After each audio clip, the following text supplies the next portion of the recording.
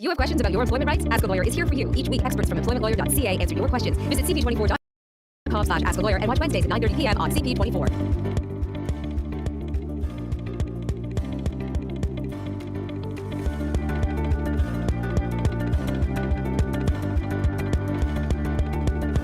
And welcome, good evening. This is Ask a Lawyer here on CP24. So good to have you on for the next half hour. Tuck in, you're going to learn a lot of stuff. Host John Scholes right here joining you in just a moment. Lior Samfiru, employment lawyer from employmentlawyer.ca. You can always reach out, encouraged to do so. As a matter of fact, when you're not watching this program, 1-888-861-4555. That is the number. Email is ask@employmentlawyer.ca. We'll give you some more contact information throughout the show. We're going to get to a true or false a little later on in the show. That's always good.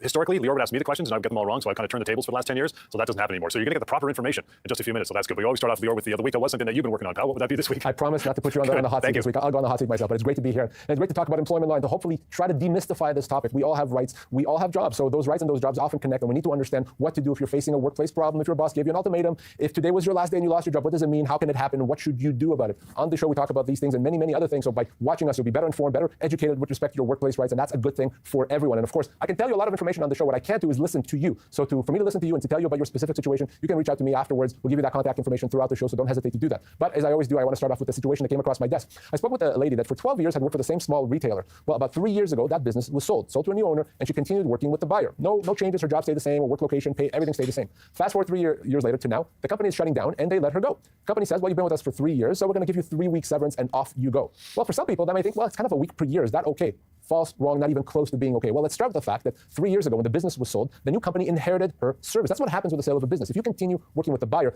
inherits your service, meaning if they ever let you go, they have to pay you severance based on your total years of service. So she is now a 15-year employee, not a 3-year employee, 15-year employee. So she's owed right around 18 months of severance. Not 3 weeks, that's what she was offered, 18 months. That's extremely important to remember, whether you work for a small company or a huge company. If that business is sold and you continue working, that seniority follows you, unless you sign something, an agreement that gives it up. So you want to be very careful not to give up that seniority, not to give up that future severance. And if you're not sure if your business is being sold, what to do, what to say, who to say it to, give me a call. I want to make mention of a website quickly, employmentlawyer.ca, employmentlawyer.ca. Among other things, you can also go to the Knowledge Center, drop-down menu media. There you'll find a host of radio stations pretty much across the country that carry our weekly radio show, including News Talk 1010, Sundays at 1 p.m. You'll catch Lior and myself or another lawyer from the firm. Opportunity for you to call into the show, ask some questions. We pick some of the good calls from the show during the radio show, and we play them back here. We talk about them and open up about that. Let's do our first phone call right now. If I'm with a company for a couple of years, right, and they've come to an employee and said, listen, your business is going to be transferred to another company. You're not going to lose any vacation and any years of service. But if you choose to not go over to the company, you're only going to get the minimum 2 weeks per year of severance day. Should I just go into this new company without taking the package, or take the package that you're going to offer? Well, here's the thing, John. This is very important. If you're being told you're going to lose your job, regardless of the reason, you get your full severance. The company doesn't get to limit your severance. So the first thing is getting an understanding of what your full termination entitlements are. Now, the one thing I want you also to remember is that the company doesn't get just to say you're going to go to a different company. You have a say in that. This is not the days of slave labor when the company can just say you work for this, you work for that. No, if you started with one company, they can't just decide to send you somewhere else. They don't have the right, they don't have the ability to do that. So this person, if they say no, they lose their job, they get their full severance. And of course, we have pocketemploymentlawyer.ca if you want to know how much you're owed. The company doesn't get to make that call. Employment law, true or false. The pressure is on. We're going to get to that after a short break. Lior stepping off of that one. You can play along as well and see how many you know. In the meantime, we'll give you some contact information as we get into a short break. The phone number each and every time, 1-888-861-4555 is how you reach out. Ask at employmentlawyer.ca. We'll continue lots more of Ask a Lawyer here on CP24. Don't go anywhere.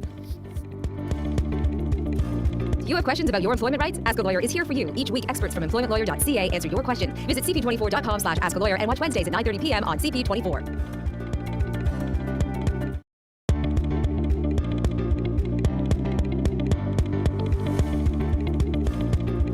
All right, welcome back to Ask a Lawyer. This is CP24. John Scholes, Lior Samfiru from employmentlawyer.ca. Reaching out anytime at all. 1-888-861-4555. The phone number, right? Email is ask@employmentlawyer.ca. All right, let's get into the main topic. I love when this one comes up in the rotation once in a while. Is the employment law true or false? I always say Lior's in the hot seat, but then just occurred to me you might have written these questions, which makes no sense, but that's okay. At least it's not me answering them. So here we go. We'll get to 4 or 5 of these, Lior. Number 1, employment law true or false? If you are disabled and can't work, your employer can hire somebody to replace you.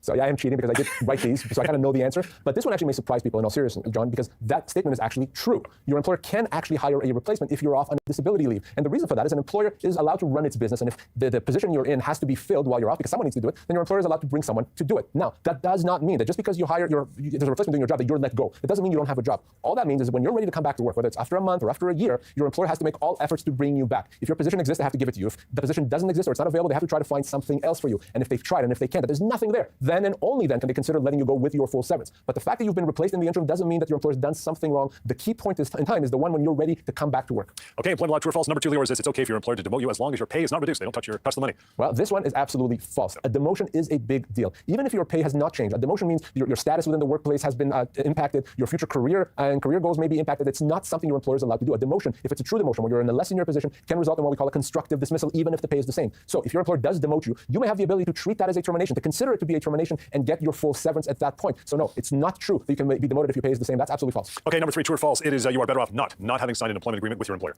That could not be more true. You are far better off never having signed that employment agreement. Taking a job on a handshake, taking a job over email, taking a job over sampling in the back of a napkin. That is far better than signing a 10-page employment agreement. What that employment agreement would do is often take away rights that you would otherwise have and either eliminate them or give them to the employer. By not signing an employment agreement, all that means is that you have all the rights that the law provides. You have the full protection of the law. So for an employee, far better not to have signed that employment agreement. So certainly don't go out there asking your employer for a written agreement. You don't want it. We are working our way through employment law. True or false? This week, number 4 is this one, Lior. If you're on a performance improvement plan and your performance doesn't improve, you can be let go for cause. False, false, false. Not true at all. It is extremely difficult, very difficult to terminate an employee for cause with no severance. And the fact that your performance may have been lacking, even if you were put on a performance improvement plan, does not mean that it rises to the level of a termination for cause. The failure to pass a performance improvement plan does not mean that you can be let go for cause. The company can still maybe choose to let you go, but they're going to have to pay you your full severance, and that could be as much as 2 years' pay. So remember, bad performance does not mean a termination for cause. Also, doing something wrong, making a mistake, getting into an argument does not mean termination for cause. And most of the time, if you are let go,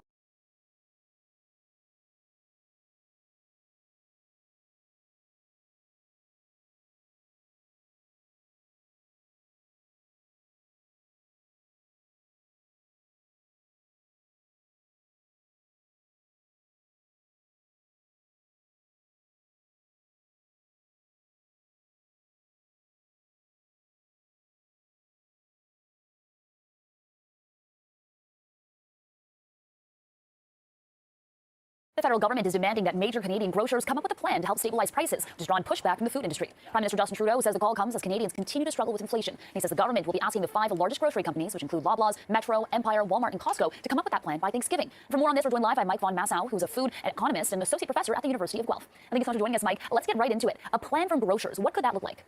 Well, I'm not sure what it could look like. Clearly, the federal government is advocating its own responsibility. I think it's easy to point fingers at the grocers, and we have seen record profits, and I think that's a valid discussion to have. But there is remarkably little detail in what they're asking for. So they're essentially saying, they said stabilize. Does that mean stop them going up? Does that mean bring them down? I mean, it's also worth noting that in July, the rate of monthly food price inflation in Canada was actually less than the general rate of inflation. So there are more questions than answers here in this announcement. Absolutely. So a lot of questions, vagaries, but then a very tight deadline, Thanksgiving. Do you think it's viable if the grocers will come up with something by then? Well, I'd be surprised if we had anything concrete. To me, it's ironic, frankly, that we've been accusing the grocers of complicity or colluding, and now, frankly, the government is demanding they work together to come up on a plan. I'm not sure that these grocers get along that well, and everyone has different types. Are we asking them to have some products that are cheaper? Are we asking them to do it across the board? Are we saying, well, we should look at it from the perspective of, price chopper for Loblaws, or does it have to be across the board? There are a lot of questions here. I'm not sure we'll get a definitive answer by October by any means. What's interesting to me, too, frankly, is that the Bank of Canada said that the grocers haven't contributed significantly. The Competition Bureau said we could use more competition, but they didn't find any definitive evidence that they were contributing to food price inflation. And so what we're asking the grocers to do is to buffer real price increases that are coming from other things like the war in Ukraine, extreme weather. So I'm not optimistic we'll get something in the next month. Let's talk about some of the consequences, because the government has been clear that there will be some if they don't come forward with something tangible by Thanksgiving. One of them being some tax penalties. Do we see that actually being enough to push them towards a solution fast?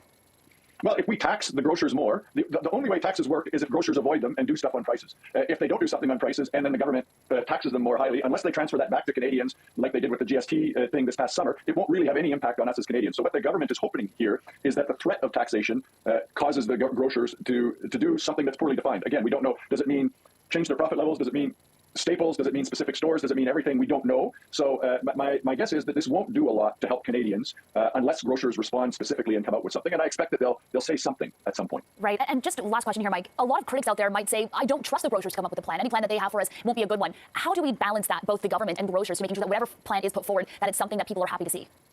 Well, that's a great question. And we have seen significant anger with grocers. So my guess is there'll be some skepticism. So unless the grocers come out and say specifically, we're going to freeze these prices like the no-name price freeze that we saw last year or something, it's going to be very difficult to measure. There are lots of other things that come into play here. If, for example, we had another situation like the war in Ukraine where wheat prices and vegetable oil prices went up, do we say that the grocers can't pass any of that along, or that they need to absorb some of it? To me, the criteria with which the government will evaluate the grocers isn't clear, and that makes it particularly difficult for Canadians to feel good about what they might hear. One thing's for sure, a lot of people will be looking at the results from that, especially as they do their Thanksgiving shopping. Mike Von Massow, food economist and associate professor at the University of Guelph. Thank you so much for joining us today. Thank you for having me, and have a great day. You too.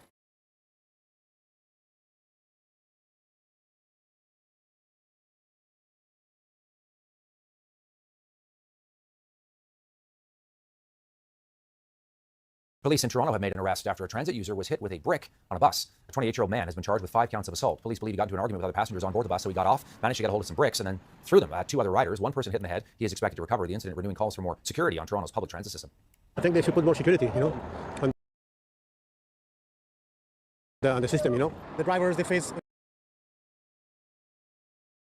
accumulation from people, so it should be considered, The safety is a consideration.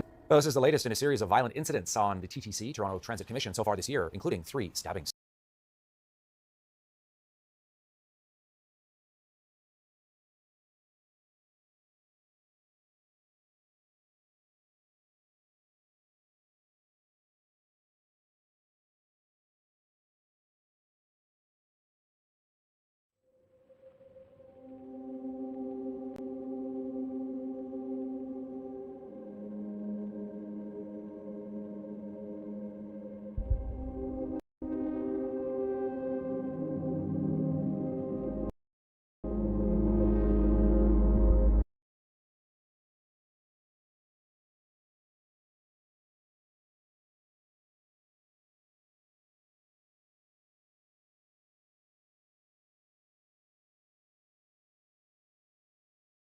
A new app created right here in Regent Park is all about sharing news for community by community. Hello Neighbor is a hyper-local way to stay connected, and its creators want to see the app expand to every neighborhood in Toronto, yours included. This is Hello Neighbor, an app tailor-made for Regent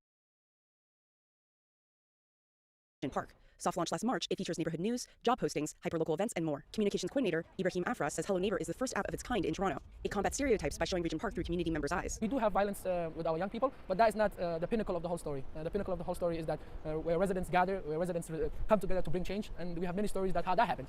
And that's what we want to share with new residents that are coming. With over 800 downloads so far, the founders took an old-school approach to promotions. They spoke to residents in person and encouraged them to download Hello Neighbor via QR codes on posters. Walid Kogali is a board member for the Regent Park Neighborhood Association. He says the app was a collective effort driven by local entrepreneurs. Visions for Tomorrow is a grassroots organization that's collaborated with the Neighborhood Association, the Regent Park Neighborhood Association, and an agency like Yonge Street Mission to make this possible. So it exposes the magic or what's possible when people collaborate, when people work together instead of working in silos. I would actually like to see this app in every neighborhood across the city of Toronto. It will make it way more accessible for folks to access those critical services, programming, events, and most importantly, people to connect with each other. It's early days, so the team is still getting feedback to improve the app and attract more users.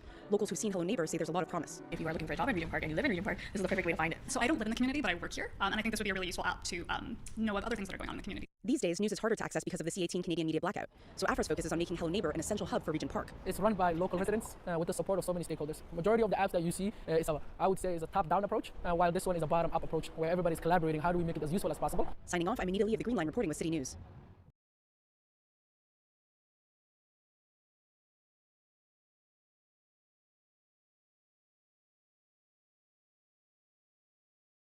Dear fellow scholars, this is 2-Minute Papers with Dr. Caro Jonah Fahir. Today, we are going to take ChatGPT and it will be given a stern talking to. Yes, we will try to help it to learn from its own mistakes and do better.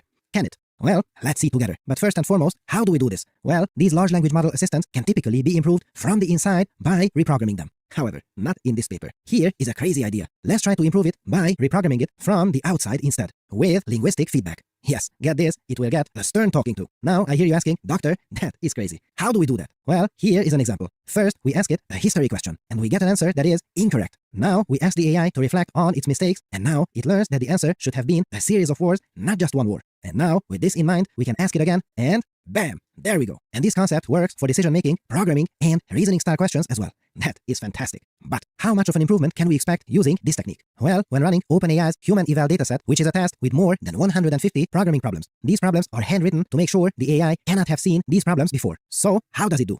Whoa! Look at that. Suddenly, it is now the best performing AI model. We go from 80% to 91% accuracy. That is a huge improvement. If this were GPT 4.5, that would have been a reasonable result. And we didn't need to pop the hood. All we needed to do here is ask it nicely to essentially write a journal and learn from past mistakes. How cool is that? In his amazing science fiction novels, Isaac Asimov wrote about robo-psychologists, scientists who were called when a robot was malfunctioning to find out what is going on in the brain of this little AI. And he wrote this about 73 years ago. And today, here we are. The first robo-psychologists are appearing in our real world. How incredible is that? What a time to be alive! Now, in the meantime, ChatGPT and GPT-4 also have some new, really cool applications. For instance, I was stunned to find out that not every one of you fellow scholars know Code Interpreter, now also known as Advanced Data Analysis. This can use Python programming to solve your tasks and even takes file uploads. I love seeing how diligently it writes code when I ask it something. This is a super simple example, Monte Carlo integration. My job here is essentially to direct the work of this little AI and make sure to check it thoroughly. Or, wait a second, what if I just ask it to test itself? It gives some nice proposals for me to do.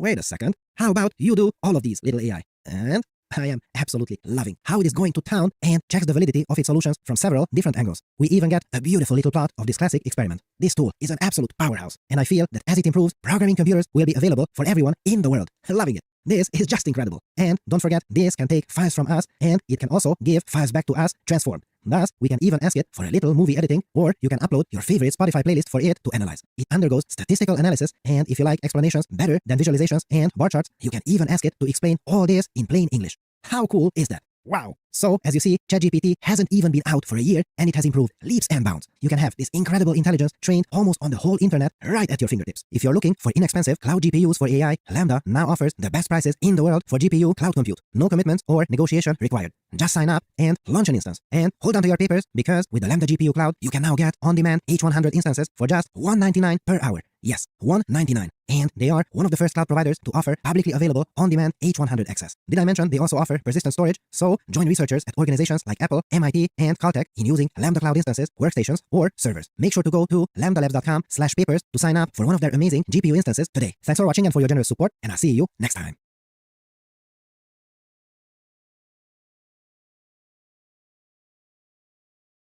Well, some parents and students with major concerns after a pair of disturbing incidents at Danforth Collegiate and Technical Institute. Police say a man allegedly entered the school twice last week and took videos of students, then posted them online. Kayla McLean is outside the school with the details. Kayla, tell us more. Tracy, parents I've spoken to are deeply concerned about these videos we're about to show you, taken by a man police are now on the hunt for. Police allege on September 5th and 6th, a man entered Danforth Collegiate and Technical Institute during school hours and began recording while walking through the halls. Police say he allegedly recorded students and engaged in some conversations. At one point during one of the videos, the man can even be heard saying, "Can we not call cops?" The videos were then posted on social media on the days police say he entered the school. We obtained a copy of the letter that was sent home to parents that says in part, at this time, police have determined that there is no threat to student safety. Police are now asking for the public's help in locating the suspect, 51-year-old Johnny Geikus of no fixed address. He is wanted for 2 counts of mischief, 2 counts of making indecent communication, and 2 counts of common nuisance. For parents, nearby residents, and one student we spoke to, watching video of this man walking through the school with ease was unsettling. We need security. My daughter's coming here next year, supposedly, and that's very scary. I mean, you send your kids and you think they're safe, but to know that someone can just walk into a school and do that is very scary. This is in the 70s, when I went to high school. Police are now asking anyone with information to contact them. Tracy. Okay, our Kayla McLean reporting for us tonight. Thanks, Kayla.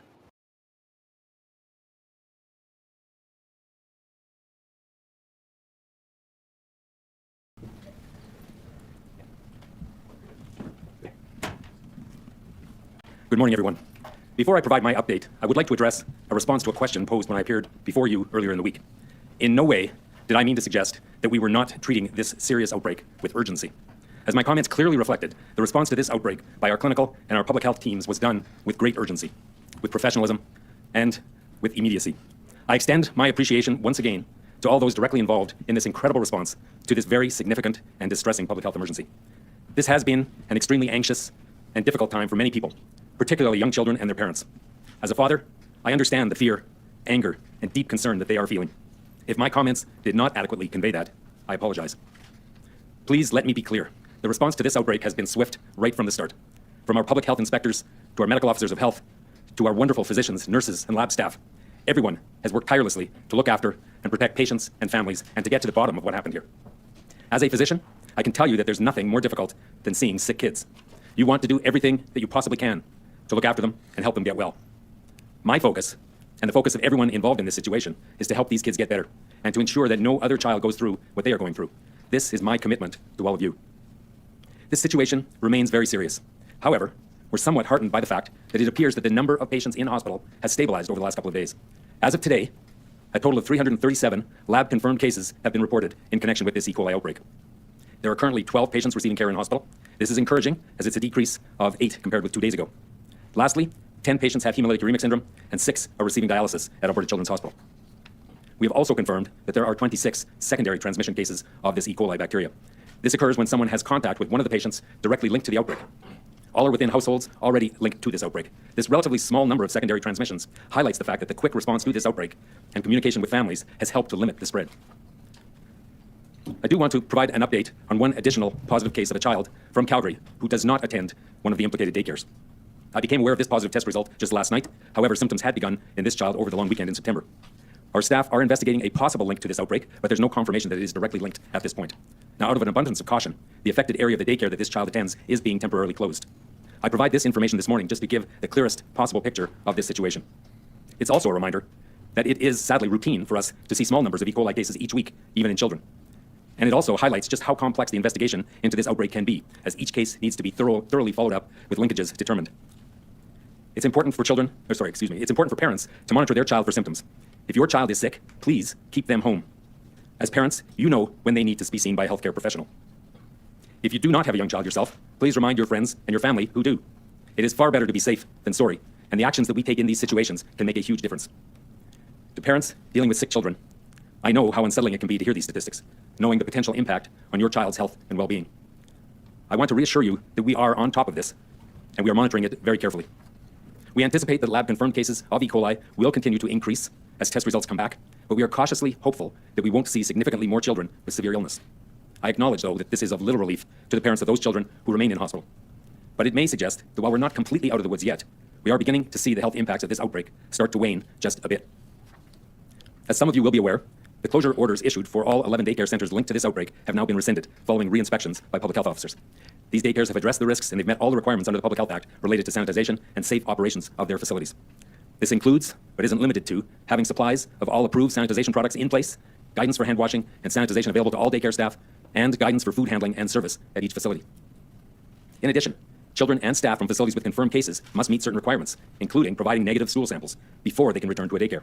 AHS has sent letters to all parents outlining these requirements and to provide advice and support. These requirements are designed to prevent further transmission, effectively preventing this bacteria from spreading. It's now up to the operators to decide if they are able and if they wish to reopen. Of course, the central kitchen that provided food to these 11 daycares remains indefinitely closed. I acknowledge that there's some concern that this kitchen was able to continue to operate despite public health inspectors identifying a number of violations, both critical and non-critical, at recent inspections. I understand that concern, but I can assure you that there were no delays or gaps in inspecting this facility. Every food handling facility in the province is inspected at least once a year. That is the standard and the requirement under legislation. In the case of this facility, it was inspected 5 times in 2023, directly related to the fact that violations had previously been identified. There were concerns about this facility, and our public health inspectors more than doubled their visits. The last routine inspection of the kitchen happened in late April 2023. 2 infractions were found at that time, and they were corrected by the end of the day by the operator. As of the end of April 2023, there were no violations outstanding in this kitchen. However, 3 critical violations were identified during the inspection on September the 5th. These critical violations were different than the violations that had been identified and previously remediated in April. It's important to note that under the Public Health Act, AHS does not have the ability to permanently close a food handling facility unless critical violations continue to exist. I certainly acknowledge that this is all cold comfort to the parents of children who fell ill. I am not trying to make excuses for this operator in any way, but the inspectors did their job under the Public Health Act. Finally, I do want to provide a quick update on the investigation into the cause of this outbreak. It is frustrating that we don't yet have a definitive answer on what made all of these children sick. But as I mentioned before, this is an extremely complex investigation, and identifying the exact source and how things unfolded is like trying to find a needle amongst a field of haystacks. We know that the source is highly likely to have come from the central kitchen. In total, 45 food items from the kitchen and daycares have been collected to date, and we have received 19 results back from the lab. None have tested positive for E. coli. Additional results for the samples that are remaining are expected within the next few days. Our investigators continue to talk to patients, staff, and family members about what they ate, and a detailed analysis of the epidemiologic data is also providing us with further clues. We all want answers. And through a methodical, coordinated, and systematic approach, we hope that we'll be able to provide them just as soon as possible. To that end, this investigation continues. I wish to sum up by again expressing my thoughts and concerns to everyone impacted by this outbreak. My commitment to you is that we will continue to do everything within our power to help you or your loved ones recover and get better, and to do all that we can to ensure that this does not happen again. Thank you, and with that, I'd like to invite Premier Smith to the podium. Thank you, Dr. Joffe. Good morning, everyone. I would like to thank Minister of Health Adriana LaGrange, Minister of Children and Family Services Cyril Turton, Dr. Mark Joffe, Chief Medical Officer of Health, Dr. Franco Rizzuti, Medical Officer of Health in the Calgary Zone, and Dr. Tanya Principe, who is the Section Chief of Pediatric Emergency Medicine at Alberta Children's Hospital, for joining me here today. I want to provide an update on the E. coli outbreak that has hurt so many kids. What's believed to have happened was a violation of food safety standards in a shared kitchen, and undoubtedly a violation of parents' faith in the system. When people entrust their child to someone else, they expect their child will receive the best possible care. Families are watching in anguish, watching their children suffer from a preventable cause. They're enduring extreme stress, afraid of what the outcome will be and how this will affect their child's health. It's unimaginable pain, and I'm heartbroken by what these families are going through.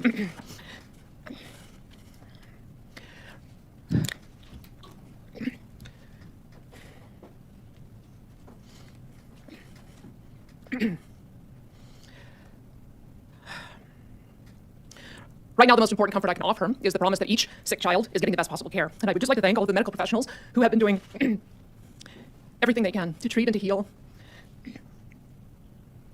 and to comfort these children and their families. I know that each affected family and all Albertans want to know what the root cause of the outbreak is. And so do we. At this time, the investigation, as you heard, is continuing. And I know that you will want more specific information and answers, but we must let the investigation continue methodically and safely.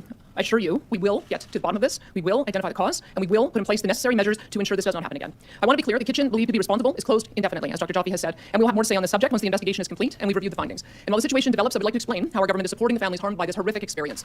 Families are having a tough time with a lot of disruptions. Some have spent days and nights watching their children in pain in the hospital or sick at home. And we understand that this has put families under a lot of stress and a lot of financial stress. We want to help ease as much of that stress as we can, and that includes the financial strain this has caused due to parents being away from work and caring for their kids. To support all families and children affected by the outbreak in these child care facilities, families will receive a one-time compassionate payment of $2,000 per child. Our goal is to get the money to the parents as quickly as we can. We'll be sending information on how to apply for assistance shortly. And while Alberta's government is providing this financial support, we expect that these child care facilities recognize the hardship that has been caused and reimburse families the fees for the days that children have been spent out of care. This incident obviously sparks worries about the well-being of kids in child care programs. It's our top priority. Ensuring uniformly high standards across the whole system is essential. Alberta's government will keep working closely with the programs hit by the outbreak as they reopen and return to full capacity. And we're working with other child care operators to identify spaces in other centers for those families who want new placements for their children. Currently, all signs are pointing to the shared kitchen. I know parents want answers, and so do I. That's why we're conducting a review of all shared kitchens that serve child care centers. We will explore regulations and make changes if needed. We will, as I said, if changes are needed to be made, we will make them. We are always ready to step in, and we will always respond to concerns. Families are not alone on this or any other issue. I'm so grateful to everyone involved in uncovering the truth and fixing the damage done to so many kids. This goes for the experts carrying out the investigation, the parents and incredible medical staff, and the daycare workers who are now helping children at the affected centers get back into their routines. The love and care of all Albertans comes through very strong in most difficult circumstances, and that's what we're seeing now. That's how we'll get through this. Thank you, and we'd be happy to take questions. As I mentioned, we do have officials from the Children's Hospital able and on hand to answer any medical questions. Thanks for being here today. Sarah Often with Global News. We hear your emotion and your sympathy for the parents that are affected, but at the same time, this is the first time that they've heard from you, and we've heard from parents that has been very difficult from them, that they have wanted this from you, and they've wanted it sooner than 2 weeks into this. How do you respond to that? Well, I do have to take the advice of my health minister, and in these cases, a couple of things come to mind. Number one is we know, because of what we've gone through with the previous health emergency, that politicians cannot be directing these investigations. Politicians cannot be interfering in health orders. If politicians interfere in health orders, they can be rendered illegal. So we have to make sure that we're deferring to the medical officer of health and allowing him the latitude to inspect and make the decisions he needs to on closures and guiding the process for when reopening can occur. The other part of the factor was we didn't have answers in the first week. I mean, I think we would have liked to come out earlier, understanding if we'd been able to get to the bottom of this. But as you've heard, we've now had 45 different food samples taken, and we still don't know precisely what the cause is. I mean, I heard loud and clear that people did want to hear from our government. Absolutely, that's why we've done 2 press conferences this week, and we'll be mindful of that. But I think that the way this unfolded, the priority for everyone was making sure that they could get care for the kids. The number of people who've been impacted by this, the frontline hospital work that needed to be done, the specialized center to be able to make sure kids could be tested, and because they need to be retested and test negative twice before they can return. That was the priority, and I think that was the right priority. I support the Chief Medical Officer of Health in getting into the investigation right away. I support the frontline workers and the doctor that you see here today and all of the great work that they did. And I think people wanted to make sure that we put first things first. The first things first was good care for the kids. When we talk about waiting for those answers, we've heard from health officials that again, we're waiting to hear more from that investigation before any changes are made. But we've also heard that sourcing these kind of E. coli outbreaks can be incredibly difficult, and finding an answer is often very rare. So I guess what needs to happen, and is it possible that we look at making changes before a source is found, considering the fact that there may not be a source that's found? Does this indicate gaps in our food safety system that we should be thinking about now? Whether we're able to definitively discover what exact food product caused this outbreak, I think that you've heard Dr. Joffe say that it is very highly likely that it was the central kitchen. So with that being the case, we have to bring new regulations and new standards around all central kitchens that serve child care centers. So we've started that investigation already. We've started that review, and I'll be looking to my Minister of Children and Family Services, Cyril Turton, to bring forward any suggested changes that we have. But we want to act swiftly on that. We want to make sure that parents understand who are in this similar situation, that the inspections are taking place, that the standards are extraordinarily high, and that there is zero tolerance for any kind of poor food handling practices that can lead to this. And Jonathan, just 1 second before you get going, I just want to indicate we'll be taking one question, one follow-up from each outlet. If we have time, we'll try to get to the phones as well. We have Dr. Rizzuti and Dr. Principe here available for questions as well. Here in person, you can take your time to line up the mic now, and we'll go to you next at the mic. You mentioned that the shared kitchen has been closed indefinitely because of the outbreak. What is the probability that it will reopen eventually? I would say indefinitely means indefinitely. There's no answer to that yet until we get to the bottom of the investigation. Okay, and another thing is this outbreak has been taking place for a little over a week now. Why did you wait so long to address media about this? As I answered in the previous question, we needed to have answers. This is under our Public Health Act. When a closure order is put forward under Section 29, it is the Chief Medical Officer of Health who directs the investigation, and he was directing the investigation, keeping us up to speed on what was happening. Unfortunately, we just didn't have answers. We still don't have all the answers that we need. And at the same time, Alberta Health Services had hopped into action and was making sure that they were taking care of the kids. I think that's the priority. Medical attention to the kids and the investigation. I'm hearing from politicians is not normally the first priority in these kinds of situations. I think we all know that the first priority has to be kid safety. We believe that now that we've got some things to announce, that we're going to be addressing some of the stresses that the families are facing. This is the time for us to be able to start addressing some of the policy issues. Thank you. Jillian Codris, City News. I'm just wondering about the 26 secondary transmission cases. Do we have an age range on those? How many are children? And if any are receiving treatment in hospital as well? So there are 26 secondary transmissions that typically occurs within a family setting. It could be to a sibling, could be to a parent, could be to a grandparent. I don't have the information in front of me about whether any of those individuals required hospitalization. But do you have any information on if they're also children or parents are also getting infected with it? There are some children who are impacted. There are some parents, and I believe there was at least one grandparent on the list as well. Thank you. Hi, my question concerns the kitchen. CBC French service is Wawa. What does it take to close a kitchen? This kitchen, as you told us, was repeatedly have been found to be an infraction, and it was problem after problem. Why wasn't not it closed before? My initial thought hearing Dr. Jaffe is that this is a deficiency in our Public Health Act. It's a deficiency in the statute. If he doesn't have the authority to close a kitchen and keep it closed, I certainly don't have the authority to close it and keep it closed. Someone should have that authority. And so that'll be one of the things that we have to look at if there is a need for statutory change, is what is the bar that a number of violations has to pass before a kitchen cannot be recertified. It sounds to me like there's a bit of a hole in the statutes, and that's one of the things we'll have to look at. So when do you think your government will be able to find a solution to that? Well, look, I mean, I understand the desire to get quick statutory change, but I would say that we're not through the crisis yet, and we need to get through the crisis. We need to make sure that the number of positive cases stops rising. We need to ensure that the number of people who have tested positive test negative twice so that they can get back on with returning to the routine of their lives. We need to make sure that all of those kids who are in hospital on dialysis are stabilized and hopefully fully recovered and back home. And parallel, Mr. Turton is going to be doing the investigation about what is happening in other kitchens, identifying the deficiencies in law. If we have the ability to bring forward legislation in the fall, remember, fall session starting pretty quickly here, then we will. If it has to wait until the spring, then we'll do it in the spring. But we would be looking at some urgency and being able to fill any gaps. Thank you. Rick Bell, Calgary Sun. Just want to get back. I know the question's been asked twice, but you're saying you wanted to wait until there was more information, et cetera. I don't think people were wanting you to come forward with the information. There are professionals here who can give us the information. I think they were looking for some level of comfort. They were looking for a political response, commensurate, an immediate political response, I believe, commensurate with the terrific immediate response from the healthcare professionals. They got it from the healthcare professionals. They did not get it politically. So I'm going to ask the question in that context, which is, I understand you didn't have all the information. I understand you didn't know about all the cases, but why were you not here, front and center, to offer some solace at that time when the headlines hit on this tragedy, really? It's a fair criticism. I've heard it, and I'll accept that for next time. Mr. LaGrange has heard that criticism. She'll accept it for next time. Mr. Turton has heard that criticism, and we'll accept that for next time. I think that I've also experienced watched a lot of instances where politicians show up at disaster scenes, and people are yelling at them saying, we don't want you here. We want the emergency workers focused on helping us. So, look, I suppose if we had come out early, we might have people saying, why are you interfering with the investigation? We felt, and you can look back with 2020 hindsight and say, we understand that people expected more of a response from our government earlier, and we'll do better next time. But I think that the point remains that the kids were getting the care immediately. The public health investigation began immediately. The parents were informed immediately. And this is part of the reason why they have managed to contain the outbreak, even though there could have been potentially 1,300 kids and their siblings and family members all impacted by this. So I want to make sure that that we continue to celebrate the incredible response of our frontline workers, which has been amazing, and that we celebrate the action that the public health officials have taken in doing a very rigorous, thorough analysis and getting to the bottom of it. Supplementary, and I appreciate your answer. I don't know if coming forward, A, people would have got mad at you coming forward, and B, I don't think it would have interfered with the work of the hospital, but that's just me. Second thing, is there a universe, solar system that you can imagine where that kitchen ever serves food to children in daycares again? I know you're waiting for the final investigation, but is there any world where we are not going to see the headline that kitchen, if they were in fact the very, very likely people, ever, forget about indefinitely, ever serves daycares again? All I can tell you is, at the moment, the judgment of the Chief Medical Officer of Health is that it is closed, and that it is closed indefinitely. Thank you. We're now going to go over to the phones for some questions. We might have time for one or two. Operator, could you put through the first question, please? Tyler Dawson, National Post. Hey, thanks for taking my question. Just actually a numbers question, if that's all right. And that's how many kids have been in hospital and how many have been on dialysis? Like, I know you said there were 12 in hospital today and 6 on dialysis, but over the course of this, how many kids have gone through hospital, come out still in, and how many have gone on, come off dialysis? I'm just looking for those sort of top line numbers. I'll ask Dr. Prince to speak to that. Thank you for that question, and I'm going to have to defer to our team to get those exact numbers for you. We've had the day-to-day, and as those have fluctuated, we haven't looked back and gotten a cumulative sense of the total number. What we do know is the total number that have been impacted in hospital and being discharged in hospital is decreasing, and the number being discharged is increasing, and we're seeing very low numbers coming to emergency department with new symptoms, but we can look at the total who've actually been affected and required hospital admissions and get that out to the media. Thank you. And you have a follow-up, Tyler? Yeah, and sorry if this is a dumb question other people asked before, but why wasn't this closed earlier? Like, obviously there are these violations, they were cleaned up, re-inspected. What does it actually take to close one of these facilities? Yeah, I think Dr. Jaffe answered that by saying that all of the violations that were found in April were inspected and cleaned up immediately, that the violations that were found on September 5th were new, and he also mentioned of the Public Health Act that there is an authority granted to him to close a facility permanently. So that's why we need to look at the legislation and see if that is missing in statutes. We have to do a bit of a review of whether Public Health Acts and other jurisdictions do have some kind of bar or line that if you have this many violations, that's it, you cannot get relicensed. At the moment we haven't done that statutory review, but it is at the moment there doesn't appear to be authority granted to anyone to make a permanent closure decision. Thank you, Tyler. We have time for one more question today. Operator, could you put through our last caller, please? Hi, thanks for taking my question. This one's for Premier Smith. I want to go back to your announcement today of a one-time payment of $2,000 per child. This is set a sort of precedent. I'm wondering how your government will address other illnesses of daycares like flu, RSV, and COVID when there are lax health and safety procedures in place.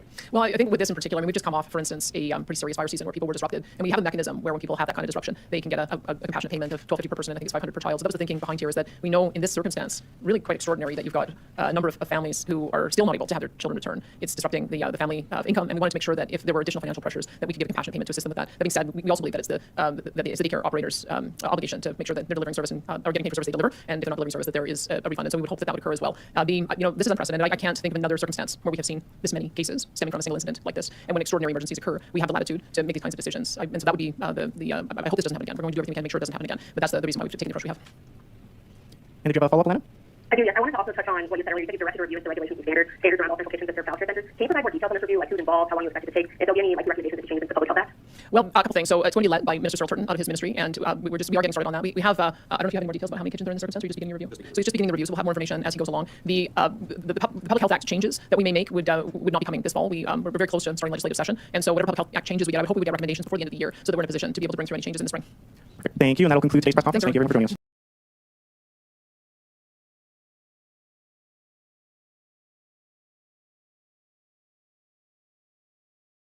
Let's do a little bit of investigation and don't put the FBI on it because that's injustice. Anything can happen on TV, similar to All-Star Wrestling. So you think it was more like a stage? I don't have proof, but I'm suspicious. The time of it and the purpose of it is just too obvious to me. Then we can line up all the rest of them that need to be in the same, on the same road, on their way to jail. I can name them all. I mean, I know what they did and who they are. So why put him tops? Let the other ones go to jail first. They are taking so many of them and torturing them for adrenochrome. And people don't know what adrenochrome is, but you can look on Alibaba.com and find out what that is. The president and all the presidents before him have taken classified documents from him, and it's up to their discretion to declassify them. They don't even have to tell anybody. It's in the Constitution. Classification isn't explicitly in the Constitution itself. It's just a rule of office, and it's a rule of the Justice Department and presidential privilege, which you lose when you lose the presidency or when you leave the presidency. But every other president has taken stuff home. Every single one has taken classified documents from him. Again, nobody questioned that. I don't know that. I don't know that. Anybody in the history of the world. I'm asking, is there something that disqualifies him from your support in 2024? Honestly, I don't think so. What did you like about the first 4 years of his president? What accomplishments would you like to see continue? Save the children. Most important thing is what's happening to our children. Explain. The infiltration of our education system and the abduction of our children. Over 800,000 a year go missing in the United States alone. They are taking so many of them and torturing them for adrenochrome.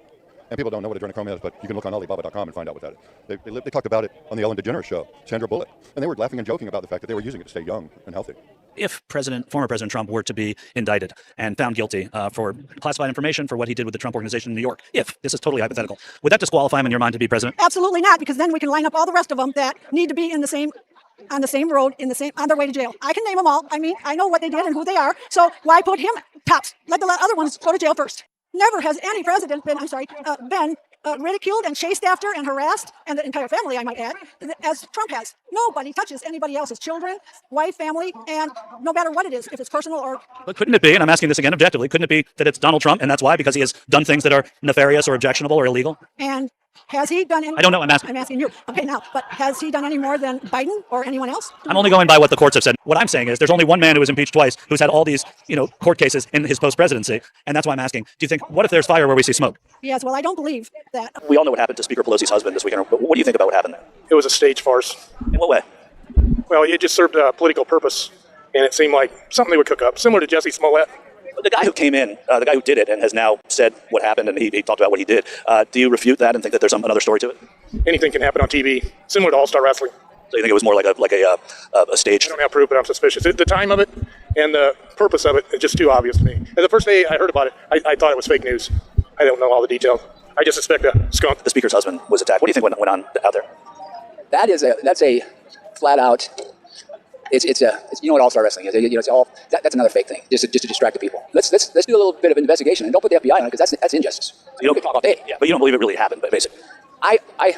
They have more security than that, and a lot of stuff I'm seeing. I don't watch fake news. I don't.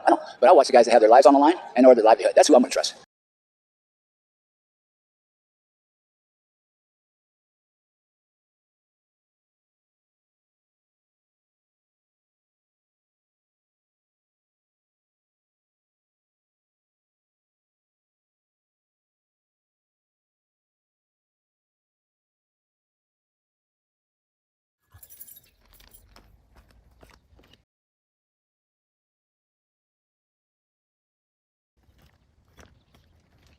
خلاص نزل من فوق بجراف الوادي بالكامل، نزل بالحائط دمر الحوش المدني كلها، دمر كل شيء، كل شيء اتدمر.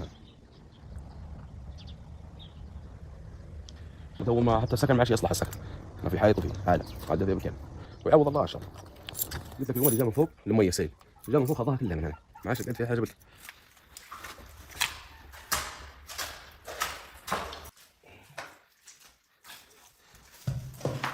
والله حياتي من قبل كانت مستقرة وواضحة 100%، حوش وسكن بعويلي، تو ما فيش يعني، ما فيش حياة بي.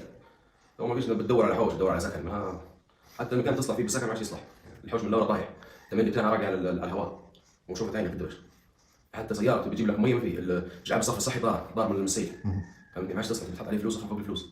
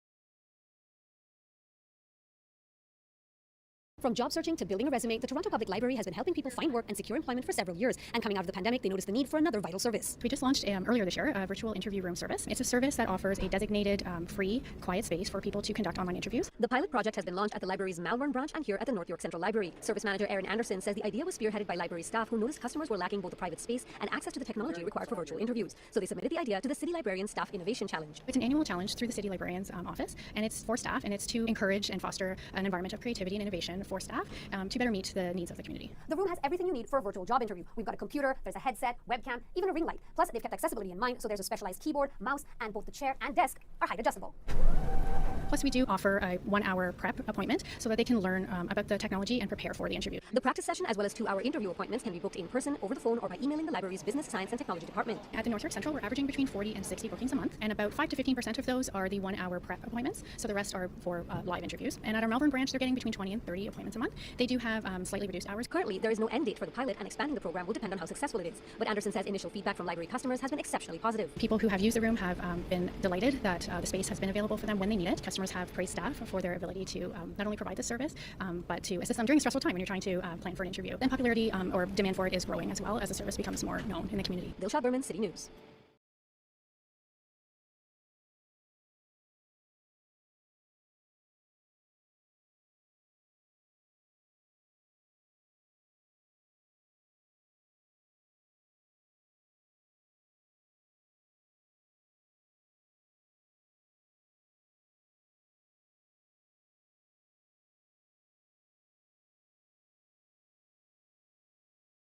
The strike happening down in Detroit could have an impact on Canadian facilities within a matter of days, and this is all happening as Canadian auto workers continue to talk. The union represents around 18,000 Canadian auto workers, and the deadline for an agreement is this Monday. The union is currently bargaining with Ford Motor Company first. If an agreement is reached, the union will then talk with GM and Stellantis. Unifor says talks are happening every day. The national president spoke last night to members saying talks are moving, but they are not there yet. We are in unprecedented times. The auto industry is undergoing a historic transformation with significant impacts on our jobs, our skills, and the entire supply chain. We must ensure that this transition works for us with good unionized jobs and secure work for all auto workers in Canada. The union says it's received 2 offers from Ford, but both were flat out rejected. Some of the main things the union is fighting for are better wages, transition support at EV plants, and pensions for both current and retired employees. And the union says talks will continue throughout the weekend in hopes of reaching an agreement by the deadline on Monday. In Oakville, Sean Cowan for City News.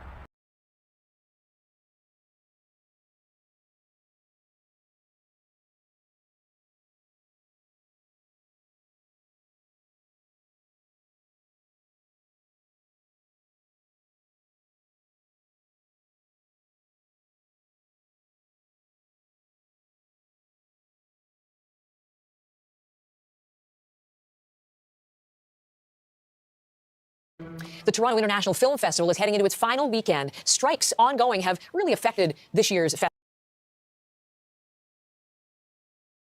in terms of the number of A-list stars able to be on red carpets, but the city has just been abuzz all the same with moviegoers and film fans. Lots of memorable moments from the red carpets and in various theaters, and that's for fans and creators. So on Sunday, so this coming weekend, we'll learn which film wins the People's Choice Award. And yes, over the years, that film has often been one we've heard in the award seasons to come, Oscars and what have you. So we'll pay attention. Could it be a harbinger of what we'll see when we're talking to you, Eli, generally during the award season ahead? Eli's here. Jackson Weaver is back with us because we talked to you. Missed last hour. We were chatting about favorite moments from the red carpets and various moments in the theaters.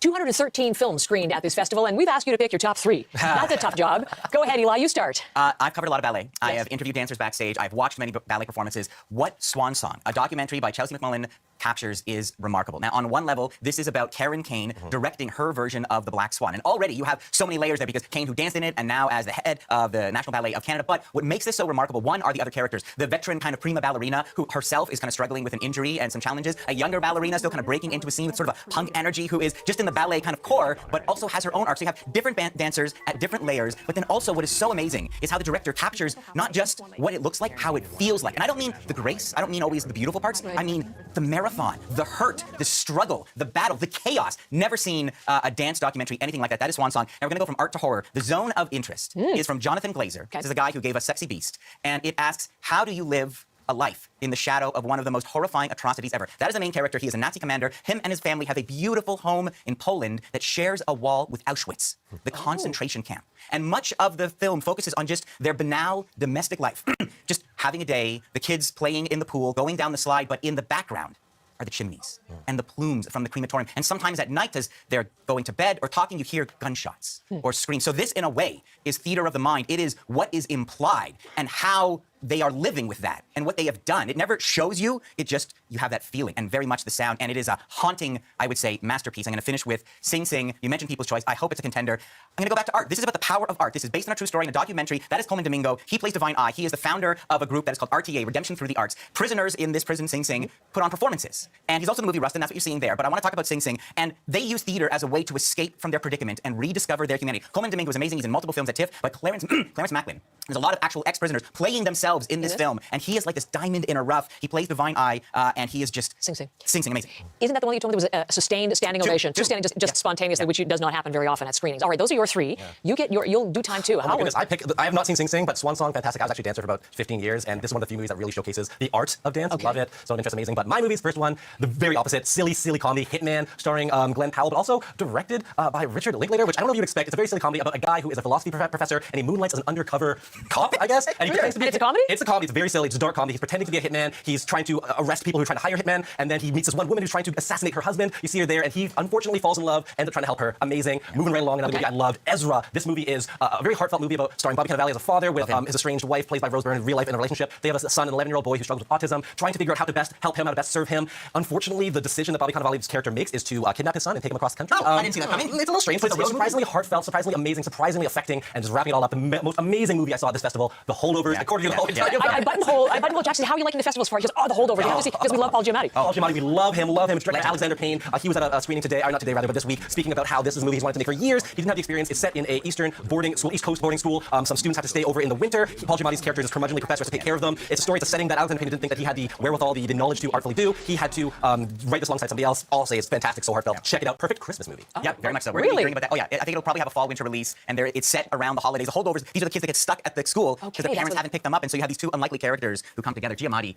the killer line delivery. I don't care about People's Choice Awards. I just want to hear Eli and Jackson's choices, and thank you for bringing them to us. It sounds like you've had a good TIFF, regardless of the changes, and we've had a good one living it vicariously through you both. Thank you very much, Eli and Jackson, here on CBC News Network this Friday.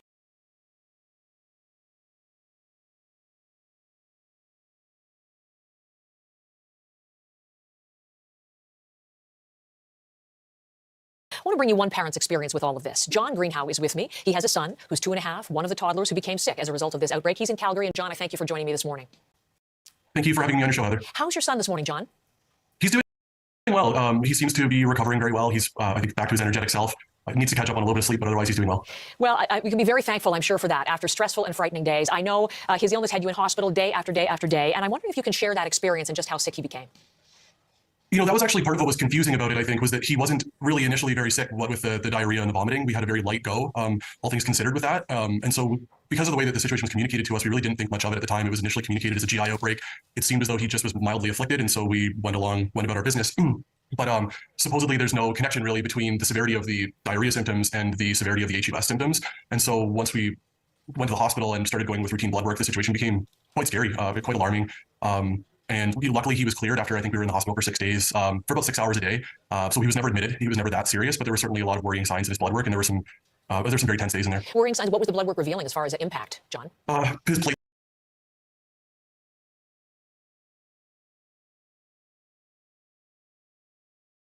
One of the things I've wondered about for such a long time is time. What is time? It's something that physicists now talk about in their equations, that we all have some cognitive internal understanding of. But the more I think about it, the more confused I get. Well, you're saying exactly what St. Augustine said a long time ago, that he thinks he knows about time until he actually asks himself in detail what it is that he knows. I think there's all sorts of different ways of defining time, and they could all be very useful. Aristotle thought that time measured motion, and he seemed to suggest that if you didn't have any motion, you couldn't have any time. I thought it made sense to talk of a changeless situation which keeps on being there for a period of time. Maybe you couldn't measure the time with clocks, because clocks are things which keep on changing. But still, it seems to me to make sense to say, here's a situation which might be undergoing changes. It's not in fact undergoing changes, but still it's in time because it might be undergoing changes. Quite a popular view these days is that time is a dimension of a four-dimensional block, or at least, let's say, to avoid the word block, which has spatial connotations, which suggests that time is just a sort of space, let's say we have a four-dimensional continuum, and that time is one of the dimensions of that. I think that makes a lot of sense, and it's very useful for a lot of purposes. I myself am a believer that there eternally exists a four-dimensional continuum, time being a dimension of it. That would mean that, in a sense, things that are past have an independent existence. they're back there along the fourth dimension, and things in the future are forward there along the fourth dimension on this view, which is accepted by large numbers of physicists. But it is, in a sense, not a view that what is back in the fourth dimension or ahead in the fourth dimension is not in the realm of uncertainty or hypothetical or remembrance, but has a current reality. It's currently true that it's real then. It's not currently true that it's real now.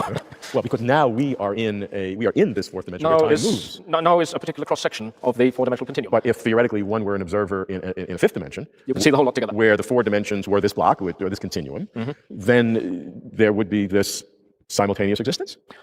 It would all be there together, and I hate to talk of simultaneous existence simply because some people might be misled. They might take me to be saying that absolutely is happening now, and it's clearly the case that not everything is happening at this very instant, because this instant on this view would be the particular cross-section of the four-dimensional continuum which we are in. As somebody said in the famous graffiti, time is nature's way of ensuring that not everything happens all at once. Can you have sequence of events without having time, or are they synonymous? I can't see how it would make sense to... Well, yes, okay, I can. If you had events which are all occurring at different points on the table, and each was a point event, it didn't stretch in time, maybe. I myself tend to think that a universe which just had a single instant would be too much of an abstraction to exist.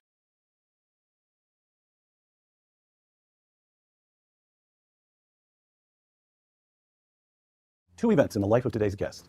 He just turned 93, and he just published his latest book, Thomas Sowell, on Uncommon Knowledge Now.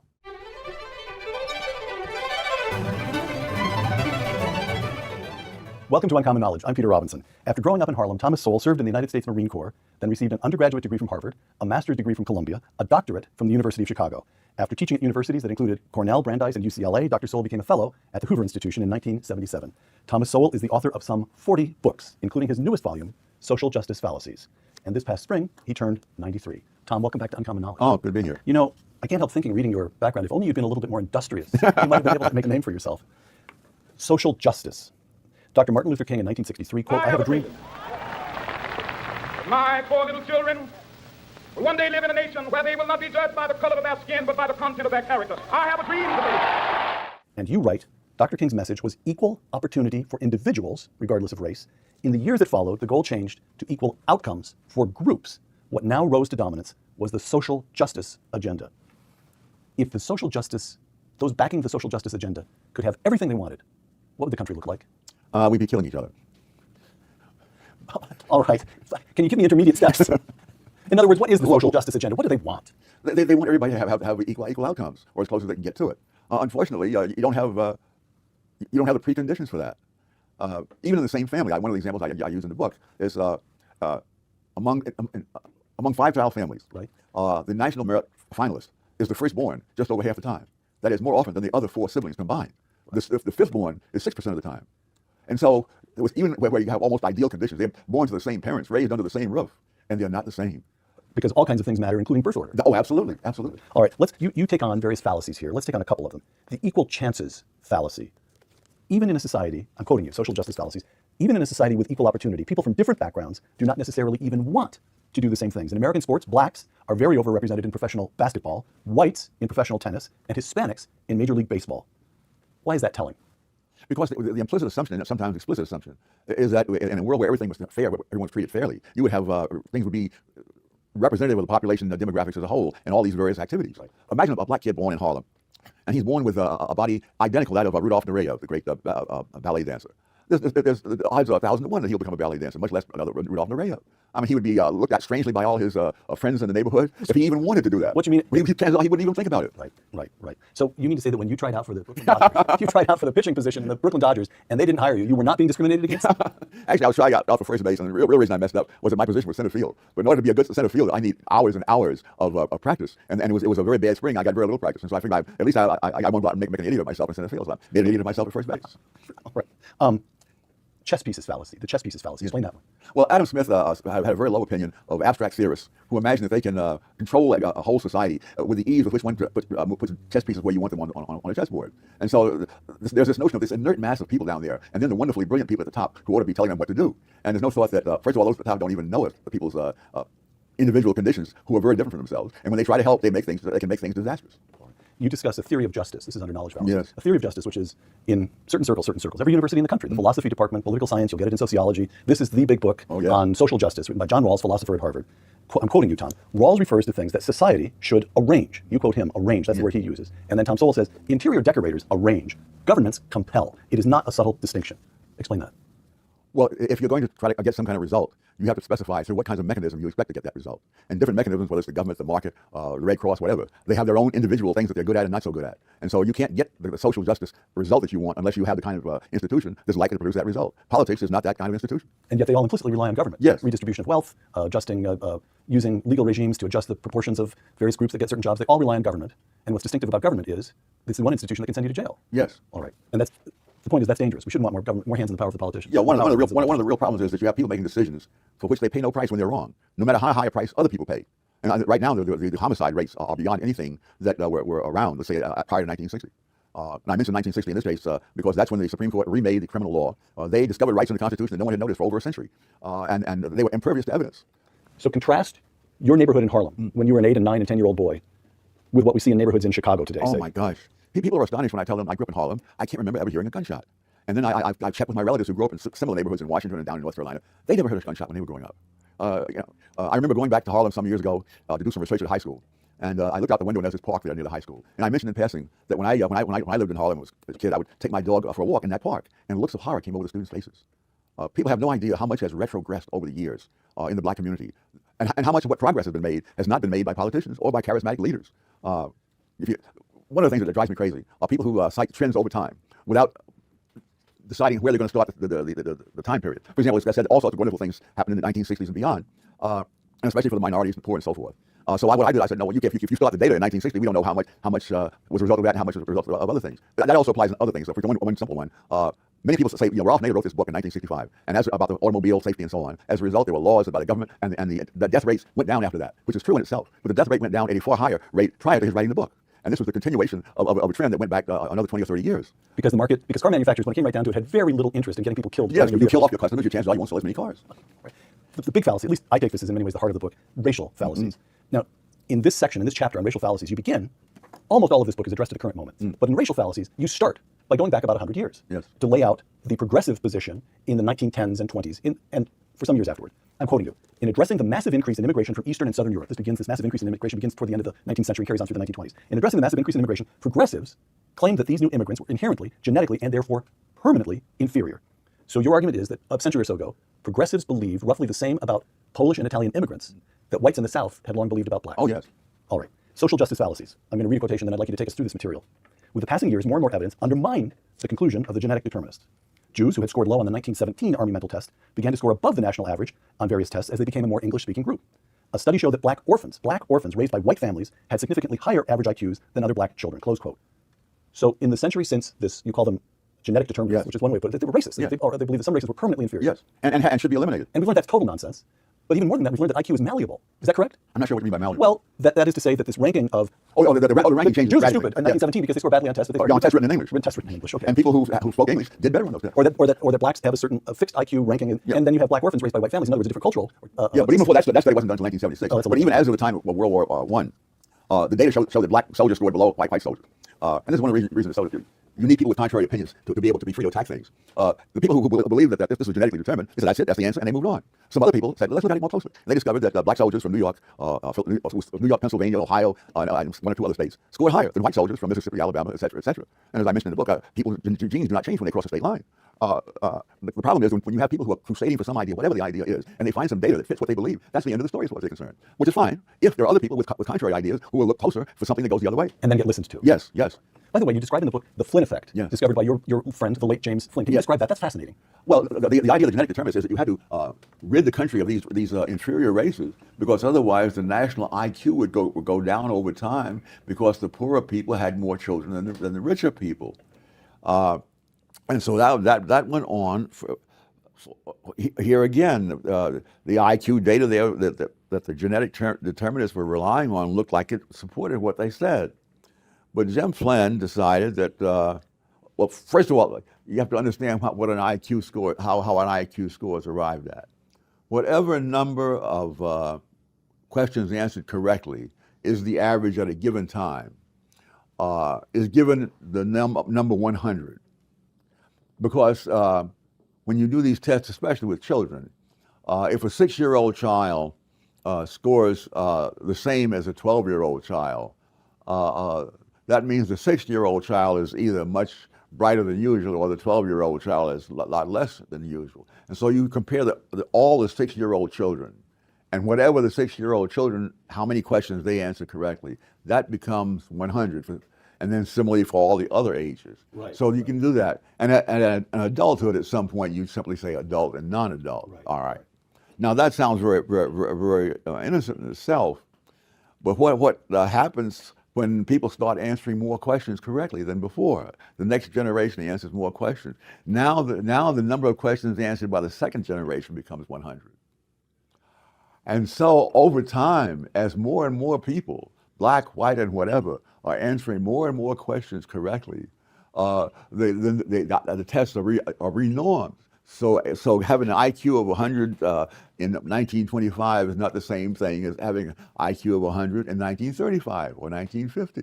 And this is exactly what was going on. Yes. People of all different kinds were yes, getting smarter, to put it crudely. Is that fair? But once Jim Flynn decided to go back to the raw data, not just take the IQs. How many questions was this? And he discovers that the number of questions being answered correctly was increasing by large amounts, roughly one statistical deviation right. From one generation to the next, which is big. Yes, and so the number of questions that the blacks were answering, say around 2,000, and having an IQ of 85 would have been an IQ of 104 back in 1947. And so all this information was being ignored because people took the IQ test as if that was a fixed number of questions I answered correctly. And so you take the lid off that one, the Flynn effect. Shows that the opposite was happening, that instead of the national IQ going down, it was going up. It was going up. And so we have this fascinating discovery that somehow or other the conditions of modern life that requires more abstract thinking, yes. Somehow it's bringing in... the whole group is rising. The whole group is rising. All right. All right. From the progressive position a century ago to the progressive position today, racial assertions have ranged from the genetic determinism that we just discussed, which proclaimed that race is everything as an explanation of group differences, to the opposite view that racism yes. is the primary explanation of group differences. Yes. How did this happen? Oh, it happened because a lot of people arrived at the same conclusion, and they had high IQs and PhDs, and that was the end of the story as far as many people were concerned. All right. I mean, a high IQ and low information is a very dangerous combination. Sorry, but you once told me, I'm talking to a Harvard man, of course, I'm very conscious of this, and you once told me, Peter, the main advantage of earning a Harvard degree is that you never again in all your life have to be intimidated by anyone who has a Harvard degree. All right. Listen, Tom, as I read this book, for the most part, it's objective, it's objective throughout. It's calm, it's analytical. But when you take on this modern progressive position that racism accounts for anything, there are passages in which you're angry. I felt that there are passages in which there's emotion that is very close to this. So let me just read a little bit to you. Median black family income has been lower than median white family income for generations. But the median per capita income of Asian groups is more than $15,000 a year higher than the median per capita income of white Americans. Is this the white supremacy we're so often warned about? For more than a quarter of a century, in no year has the annual poverty rate of black married couple families, been as high as 10%. And in no year has the poverty rate of Americans as a whole been as low as 10%. If black poverty is caused by systemic racism, do racists make an exception for blacks who are married? I guess you're allowed to be angry. Yes. Well, yes. So, do you have the feeling when you're addressing this notion that racism accounts for everything, do you have the feeling that that the arguments are subtle, it's persuasive, you can forgive someone for buying that argument? Or do you have the feeling that it's willful, that the case is so clearly mistaken that there's a willfulness about it? No, I don't. I think that people don't look for certain evidence, and therefore they don't find it. And so, on the basis of what they know at a given time, this may be very plausible. The problem is that what you really need are other people with different orientation who are skeptical and who will then look for things and find things that are very different from that. One of the things that I found interesting was the fact that there are various counties in the United States which are among the poorest counties in the country, and 6 of those counties have a population that ranges from 90% white to 100% white. Appalachian counties. Yes. Kentucky, Yes. Kentucky and Ohio, as I recall. Yeah, but mainly it's the hillbilly communities. Right. And of course, there was that great book that was written, The Hillbilly Elegy. It was on the bestseller list for more than a year consecutively. J.D. Vance, now Senator Vance. Yes, and these are people who have faced zero racism. They are white. And they're white and zero racism. And also they're back in the 30s when they did IQ studies, their IQs were not only at the same level as those of blacks, they had the same pattern, namely that the young people, whether they were black or hillbilly, would have an IQ very close to the national average at age 6. But by the time they were teenagers, it kept going down and down and down because it's relative to the other people of that age group, and they simply were falling behind. So it was clearly not biological; it was social. But despite that, these hillbilly counties had incomes that were not only lower than the national average, they were lower than the average of black incomes for a period of half a century. It may have been longer than that because I only went through half a century. But in every study that was done over that half century, they scored lower, their family incomes were lower than the family incomes of blacks. So obviously there must be other things that cause people to be poor other than racism. All right. People in low-income American hillbilly counties already face zero racism because they are virtually all white. Yes. Yet they have lower incomes than blacks, just as you were saying. In other words, some behavior patterns seem to pay off. Now, this book is dedicated to fallacies, to showing errors in premises and errors in analysis. It's not dedicated to an alternative explanation. Nevertheless, you've got this argument lurking in here that it's the way people live, it's the way cultural patterns. So what are the patterns that pay off? Well, oh my heavens, that's a much larger book than this. Well, you've got time on your hands. In terms of public policy, what does not pay off is having charismatic leaders depending upon government to do things. Because if you look what has happened to blacks before and after, there was a massive government effort on their behalf.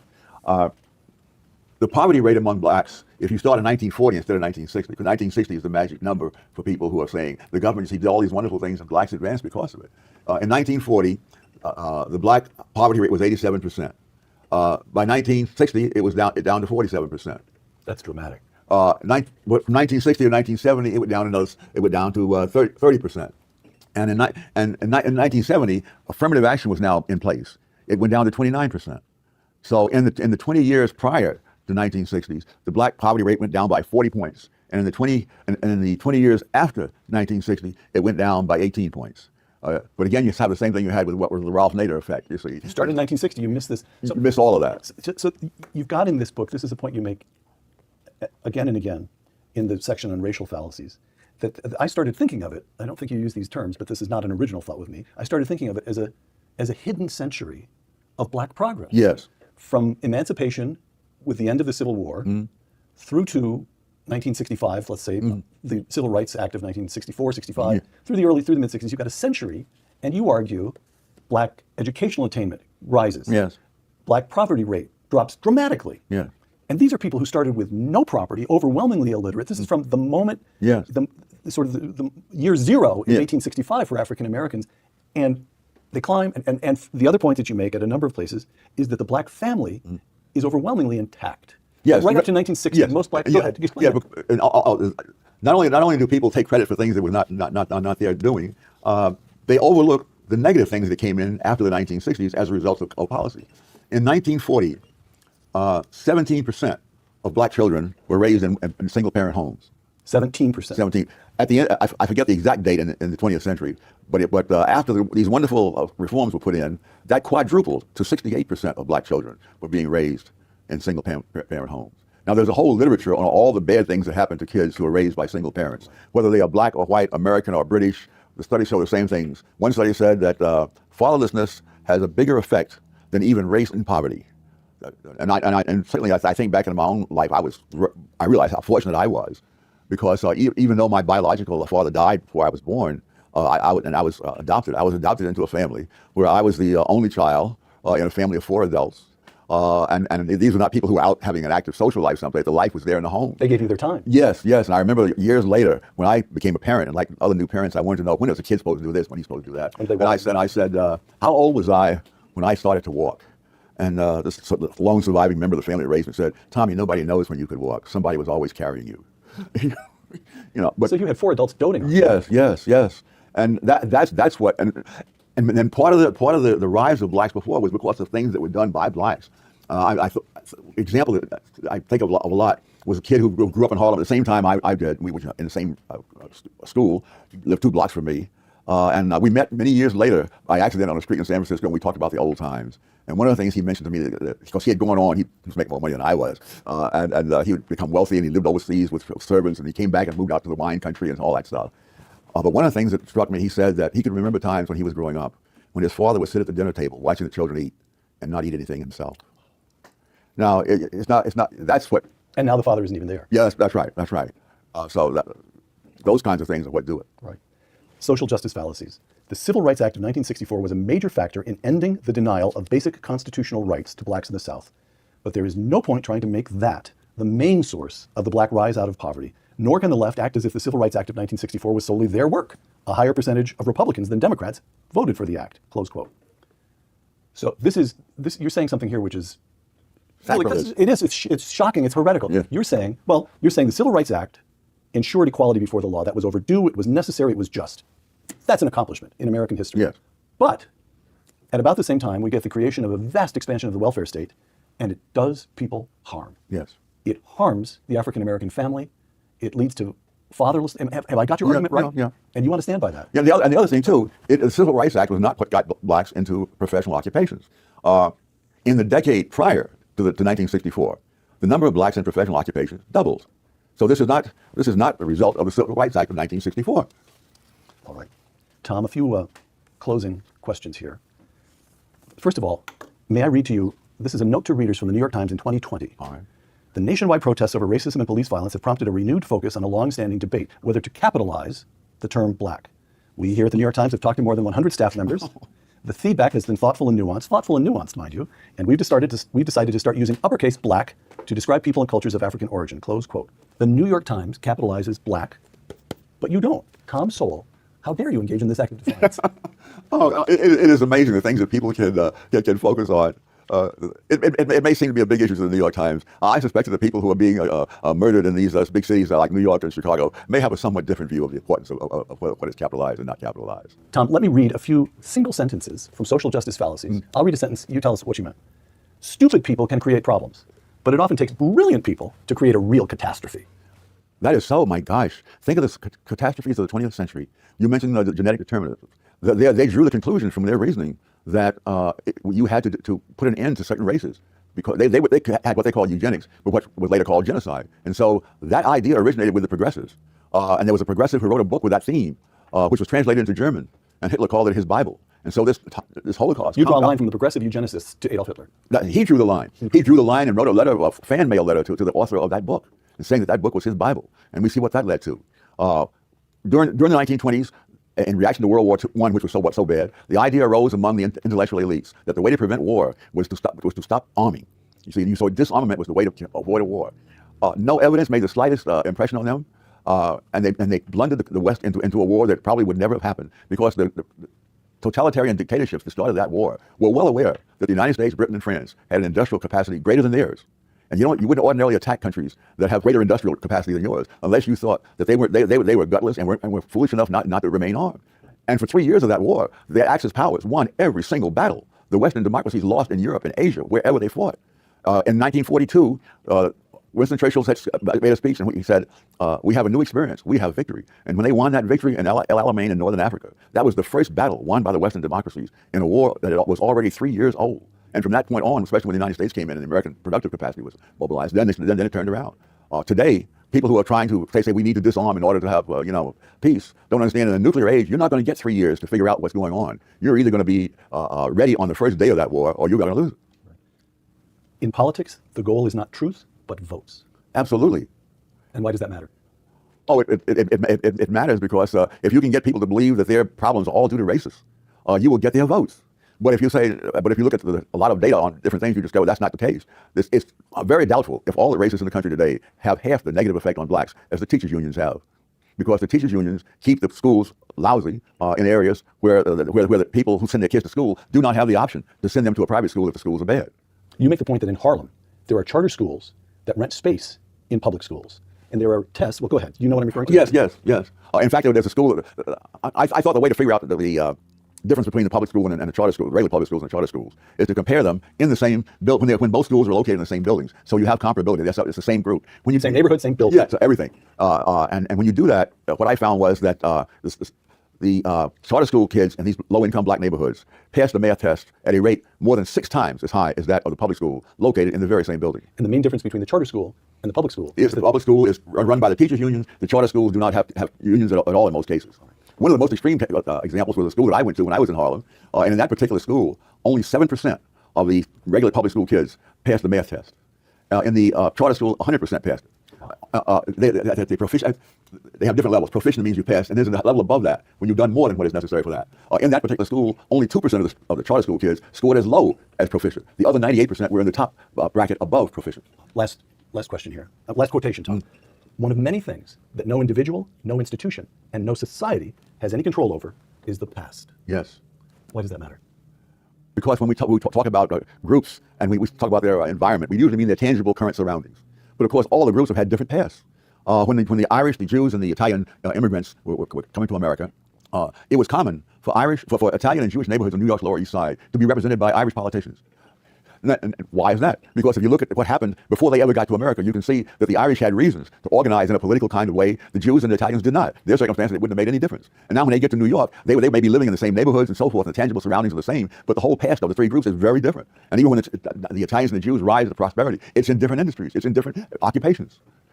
And the past means that we should never expect groups to end up evenly distributed across the past. But even such a thing as age, people don't realize some American ethnic groups are a decade older than others, and some are more than 2 decades older than others. So the difference between blacks and white is not the largest difference in the country. The Japanese Americans are higher than Mexican Americans by an even larger amount. Japanese Americans have a median age of 52. Mexican Americans have it somewhere in the 20s. 52-year-old people make more money than 20-year-old people. Tom, would you close our discussion by reading a passage from Social Justice Fallacies? Well, if I still agree with it. Do we want the mixture of students who are going to be trained to do advanced medical research to be representative of the demographic makeup of the population as a whole? Or do we want students with the highest probability of finding cures for cancer and Alzheimer's? Do you want airline pilots chosen for demographic representation of various groups? Or would you prefer to fly with pilots who are chosen for their mastery of all the complex things that increase your chances of arriving safely at your destination? Consequences matter, or should matter, more than some attractive or fashionable theory.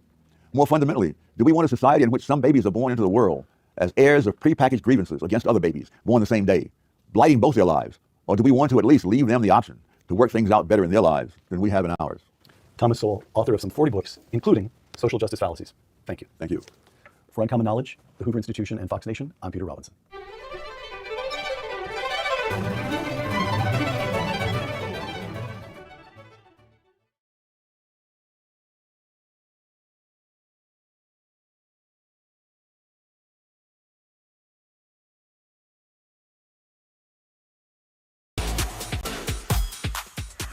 A Speaker's Corner follow-up. If a realtor tells you something in a sales pitch that later turns out not to be true, what legal recourse do you have? That's what several residents who bought homes near this landfill in Hamilton are asking.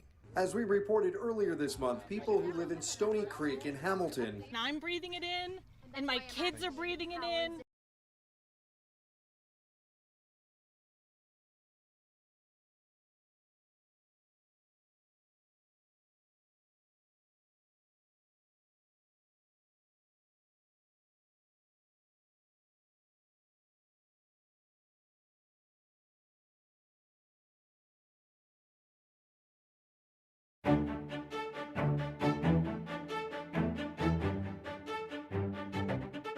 This is Macro Voices, the free weekly financial podcast targeting professional finance, high net worth individuals, family offices, and other sophisticated investors. Macro Voices is all about the brightest minds in the world of finance and macroeconomics telling it like it is, bullish or bearish, no holds barred. Now, here are your hosts, Eric Townsend and Patrick Serezna.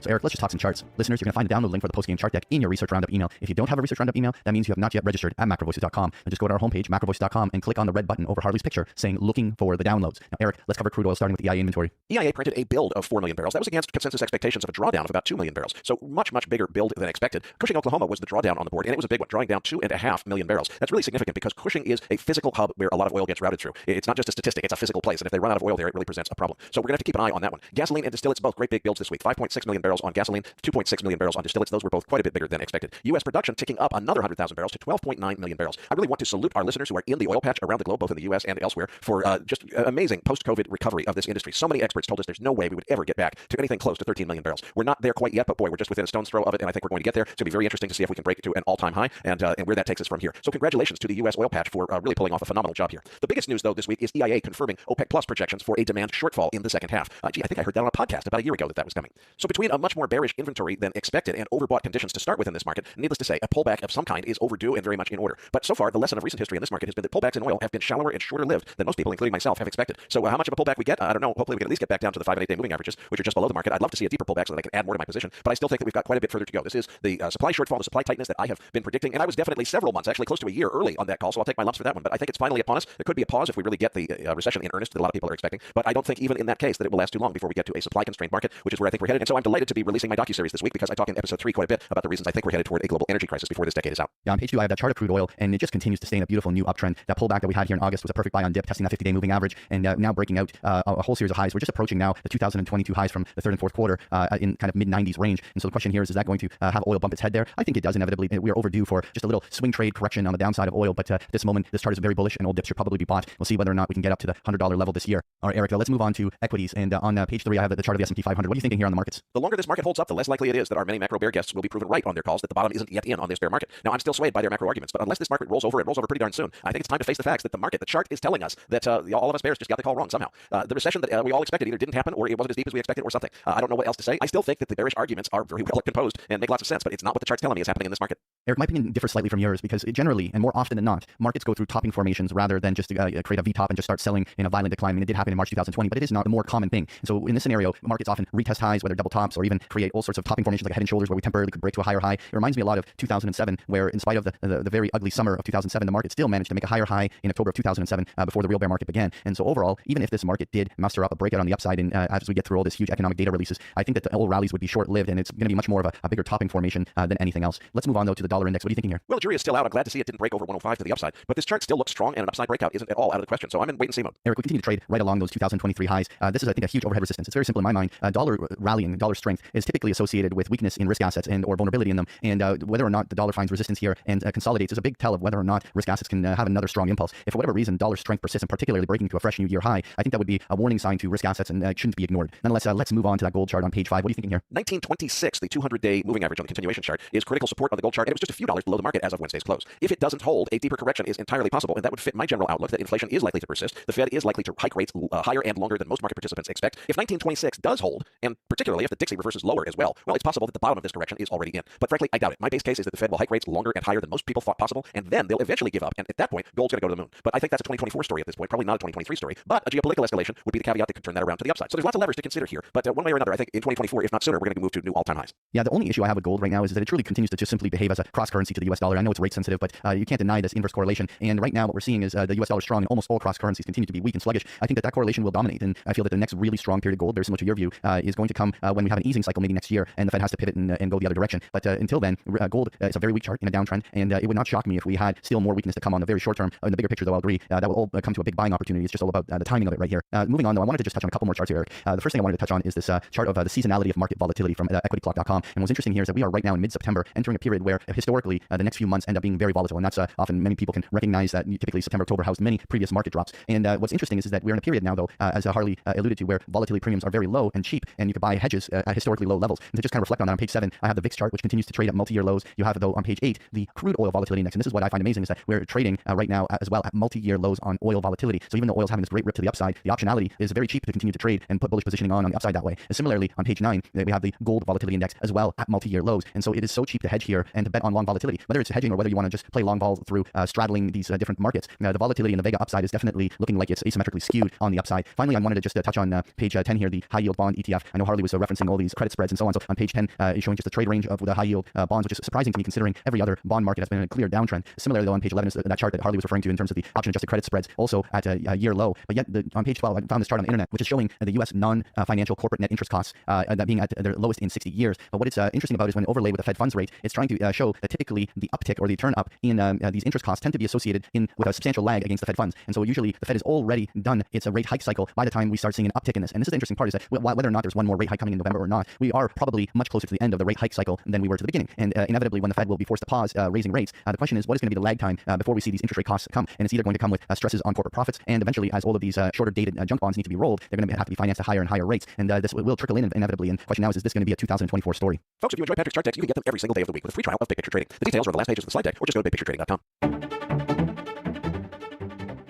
That concludes this edition of Macro Voices. Be sure to tune in each week to hear feature interviews with the brightest minds in finance and macroeconomics. Macro Voices is made possible by sponsorship from bigpicturetrading.com.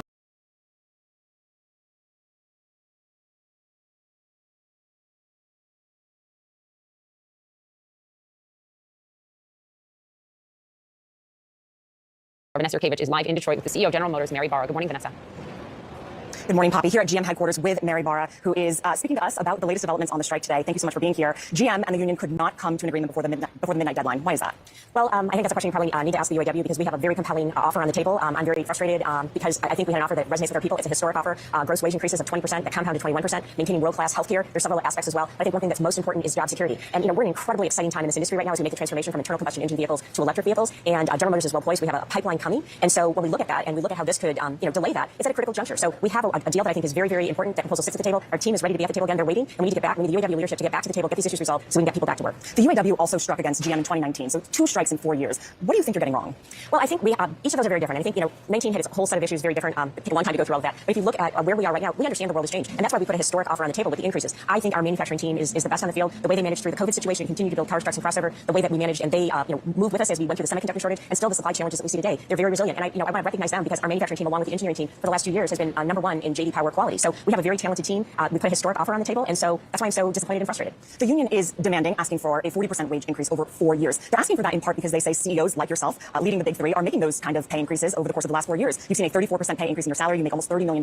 Why should your workers not get the same type of pay increases that you're getting leading the company? Well, if you look at compensation, my compensation, 92% of it is based on performance of the company. I think one of the strong aspects of the way our compensation for our representative employees is designed is not only are we putting a 20% increase on the table, we have profit sharing. So when the company does well, everyone does well. And for the last several years, that's resulted in record profit sharing for our representative employees. And I think you have to look at the whole compensation package, not only 20% increase in gross wage, but also the profit sharing aspect of it, world-class healthcare, and there's several other features. So we think we have a very competitive offer on the table, and that's why we want to get back there and get this done. But if you're getting a 34% pay increase over 4 years, and you're offering 20% to employees right now, do you think that's fair? Well, I think when you look at the overall structure and the fact that 92% is based on performance, and you look at what we've been doing of sharing in the profitability when the company does well, I think we've got a very compelling offer on the table, and that's the focus I have right now. So let's talk about profits, because in 2009, GM filed for bankruptcy, was bailed out by the U.S. government. Workers made concessions to keep their jobs, to keep the company alive.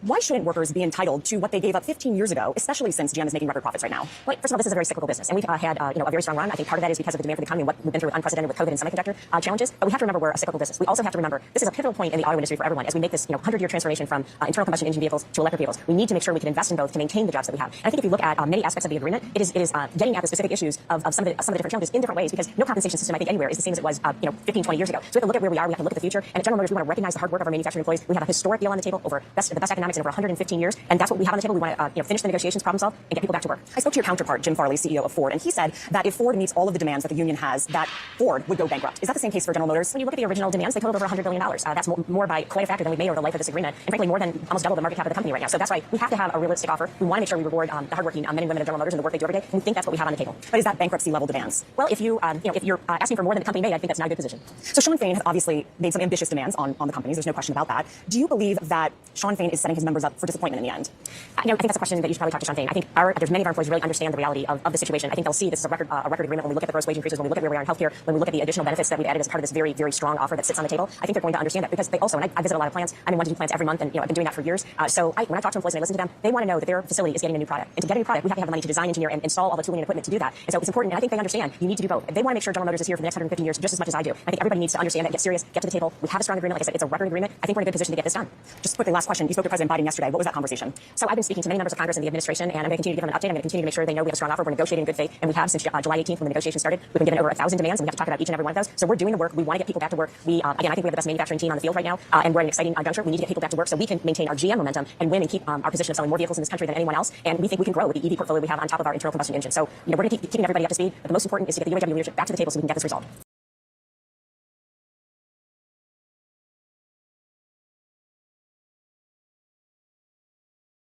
A few people have asked that I make a video on the subject of intellectualization. So here goes. Intellectualization, what is it? It's when people use their intellect, their logic, their abstract reasoning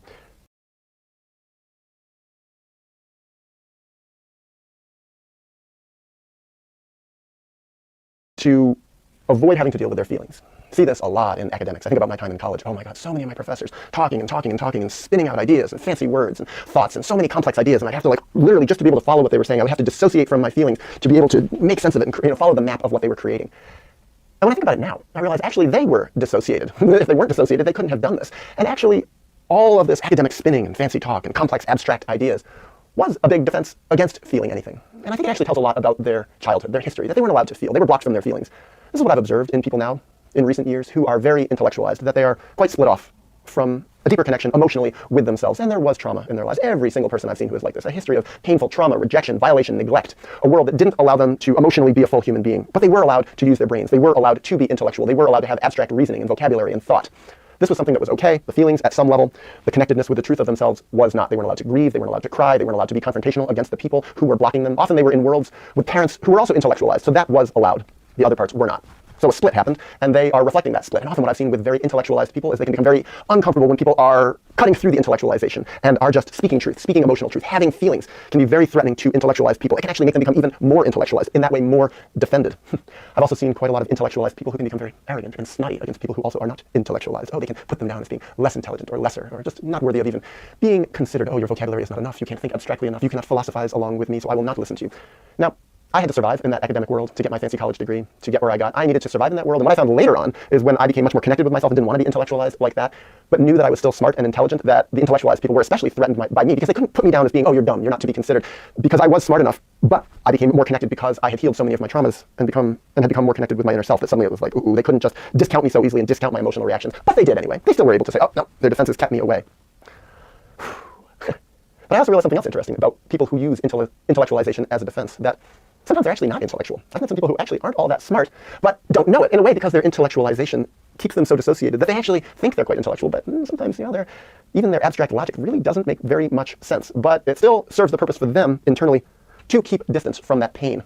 I've also seen some people along the way, and I'm not talking about therapy clients or back when I was a therapist, I'm just talking about people I knew in the world, sometimes even friends, who were very, very intellectualized.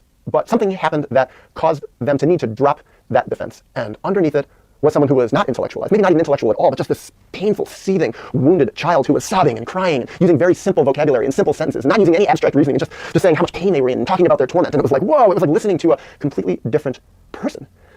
And then, well, some of the time with these folks, when that pain went away or they were able to plug it up and put a lid on it and get some distance from it, boom, they bounced right back into intellectualization, into academic speak, into academic jargon. Sometimes so much jargon that was purposefully put there so that nobody else could even know what they were talking about. And I think sometimes that's the point. Sometimes when people spin more and more and more abstract intellectual ideas, the deep emotional goal that the person has in doing this is to distract people, to make others not even know what they're talking about, so that if others dissociate, they will not challenge them. They will not challenge the person to just stop doing this, to get centered, to connect with their feelings, because feelings, healing, grieving, knowing what happened to us can be terrifying, is terrifying. It's reliving the horror. It's facing this ugly, painful, terrible, not intellectual stuff on the inside, just the bare bones of a very painful and ugly history that intellectualization, even the intellect, doesn't really do much to help. Instead, it's like finding the safety to be able to sit with that, to be still, to be quiet, not to talk sometimes, not to have talkitis or talkosis even, not spinning all this, but instead coming within, remembering in the body, feeling, grieving,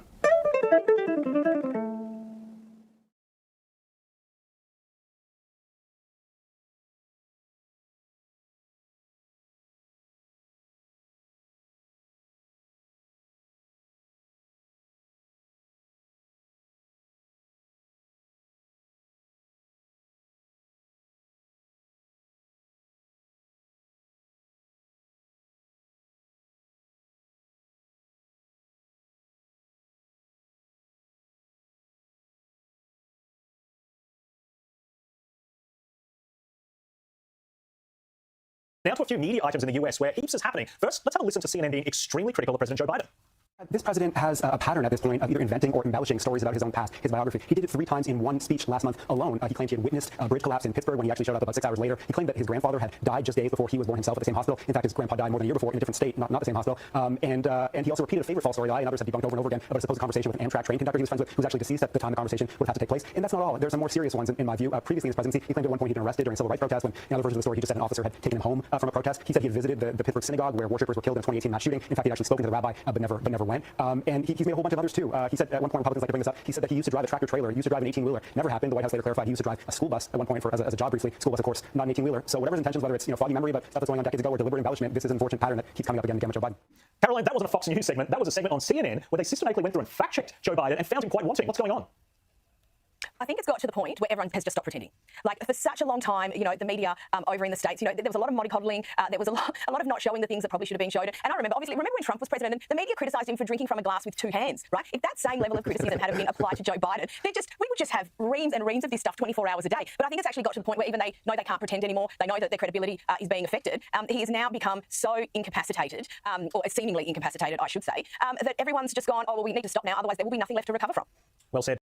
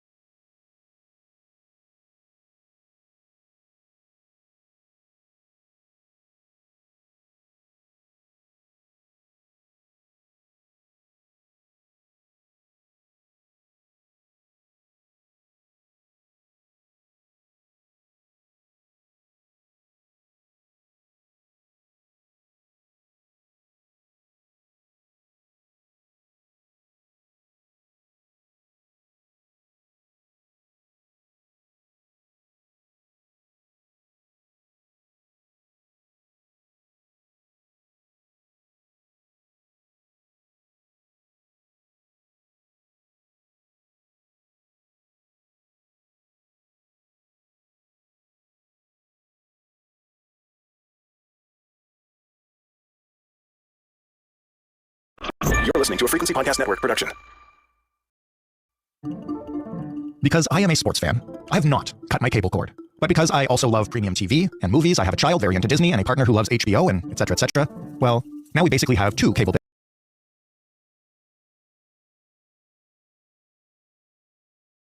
bills each month. We have the regular bill, which is larger than a streaming platform bill, but then we have all the streaming platform bills, which combine to be much larger than the cable bill. And somehow, I don't think this is the viewing utopia I was promised at the onset of the streaming era. To be fair, it's not just customers like me, and probably many of you, who are lamenting what could have been. The streaming companies themselves aren't exactly happy about the situation.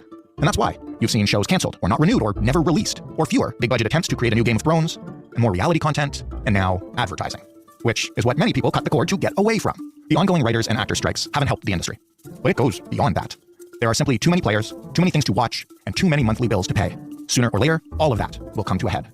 And what will we be left with? And why does it seem like whatever we're left with will feel a lot like the old cable TV packages that millions of people came to streaming to get away from? I'm Jordan Heath Rawlings. This is The Big Story. Angela Watercutter is a senior editor at Wired who explored possibly the end of the streaming era or the beginning of the second streaming era, Angela?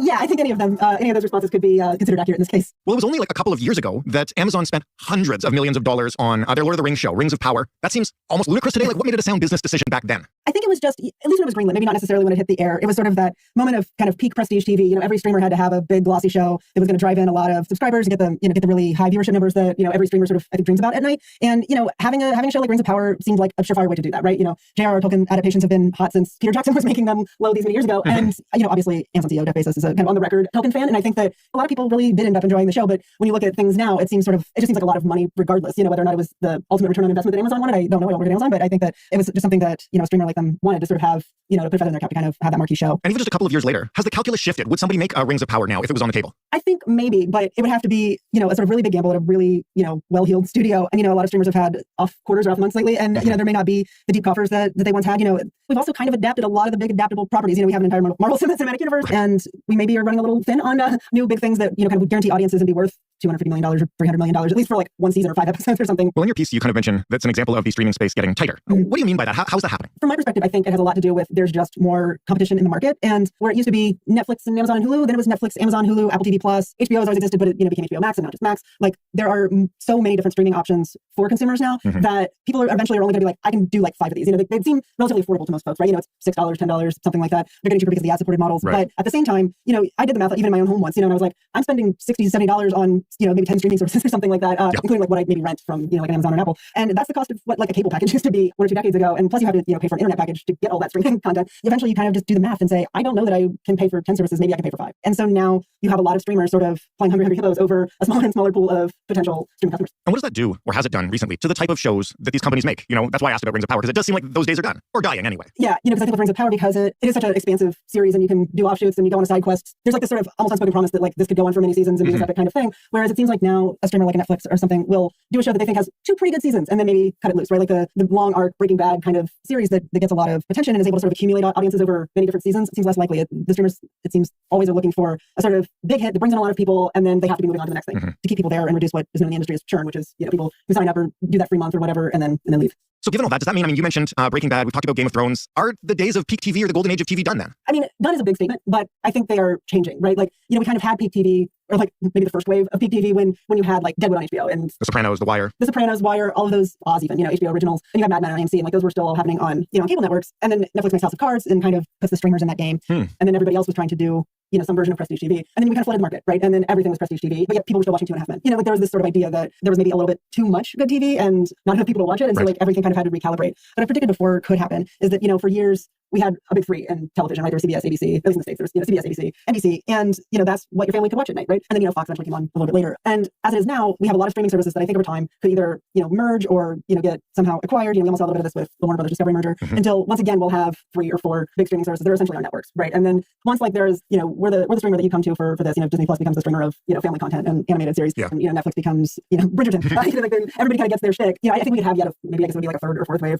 of prestige, but I think we're going to see a lot of tumult until that happens. Well, tell me why we're seeing cancellations and on top of cancellations, I guess, and maybe you could explain to us how this works. Shows not even debuting that have already been made. Yeah, I mean, I think this happened most recently with, as I mentioned, the Warner Brothers Discovery merger. You know, there was this sort of idea that, you know, that a show that maybe the studio has decided wasn't going to get the kind of response they wanted or pull in the viewers they want, you know, it's easier to make it a tax write-off than it is to air it. You know, each time a network or a studio makes a show, you know, it's a bit of a gamble. You know, you're sort of betting that so many people will want to watch and it'll be worth, you know, this amount of production costs. And, you know, I think sometimes the show comes in, even after it's been, you know, after it's been shot and like it doesn't look like it's going to give them the results they want and they shelve it. That or they go up for 6 months and then disappear. I think it was Disney Plus pulled the Willow series not too long ago. You know, like there's just sort of things where once they kind of stop serving their purpose or whatever, they kind of evaporate. And there's no way to juice them either. I talk about this when we talk about podcasts a lot because it's a very similar model in terms of having it totally on demand. You can't now take a show and put it after Friends. You know what I mean? Or put it before something else and you're guaranteed to get some of those eyeballs, like checking it out and maybe getting hooked. Everything starts from zero. So people have to make a conscious choice in order to watch something, which must make the fringier shows in a sea of content like impossible to break through. Yeah. Well, and you know, the promise of streaming was that it could help with that, as opposed to like saying like this, you know, episode of whatever is going to air in the States after, say, like Monday Night Football or something. You know, the idea was that the algorithms and streamers would understand that, you know, you like strange fringe space shows about, you know, dogs or whatever. I mean, they would be able to like push other things like that into your queue. But again, we have this glut of content where like, even in those scenarios, there's already so much in that queue already. You've already got 5 space dog shows waiting for you to watch. Yeah, there's less and less time to get through all of our dogs and space shows. And so, yeah, like I said, you're not able to juice things, right? Unless you get some great word of mouth or, you know, maybe there's a star involved that a lot of people are always going to show up for or whatever. Yeah, it's hard to get, you know, what we commonly think of as buzz. In terms of recent cancellations or shelving of shows, I understand there are business decisions behind it, and those are influenced by money. How much of that has to do with the ongoing writers and actors strikes? Well, this happened recently with A League of Their Own, which had been greenlit for another season. And that was a successful first season. I personally loved it. I think there were other critics who sort of really appreciated what that show was doing. And even though that next season had been greenlit, like they ended up canceling it, and then Abby Jacobson from Broad City, who was one of the co-creators on the show, got on social media and said, blaming this on the strikes, isn't the real reason. There's something else kind of going on here. And like, again, I'm not the PR department of the studio, so I don't know, but I think that like what kind of feels like it happens behind the scenes is that like if a studio can say like, isn't it awful that these folks are on strikes denying you your show? Like you kind of can shift public perception or something, right. Even if that's not really the case. Again, I cannot say whether or not that's what the studio is thinking. That's tough. Listen, as a veteran of sports coverage and strikes or lockouts between players and owners, this is very familiar. Every side wants to blame the other for denying you your favorite thing. Right. So yes, to answer your question, like I do think that the strikes are playing a role in like cancellations and things getting held because there are things that can't film and they can't be written and whatnot. And, like that's the whole point of the strike, right? But to say that like, well, if they just would stop asking for pay, we could get this show on the road. Well, okay, but there's other factors involved here. Well, one of those factors, and this is the only other question I'll ask about the strike, but what they're asking for aside from just pay is residuals, particularly when it comes to streaming, right? Because we don't have to explain the entire way this works, but network TV and cable TV pay actors a lot more money after the fact than streaming does. You've already talked about how the industry is getting tighter and budgets are getting smaller. If this is resolved and the actors get the residuals that they're looking for, how does that further impact the industry? I don't want to be too Pollyannish about it. I think it kind of could end up being good for everybody.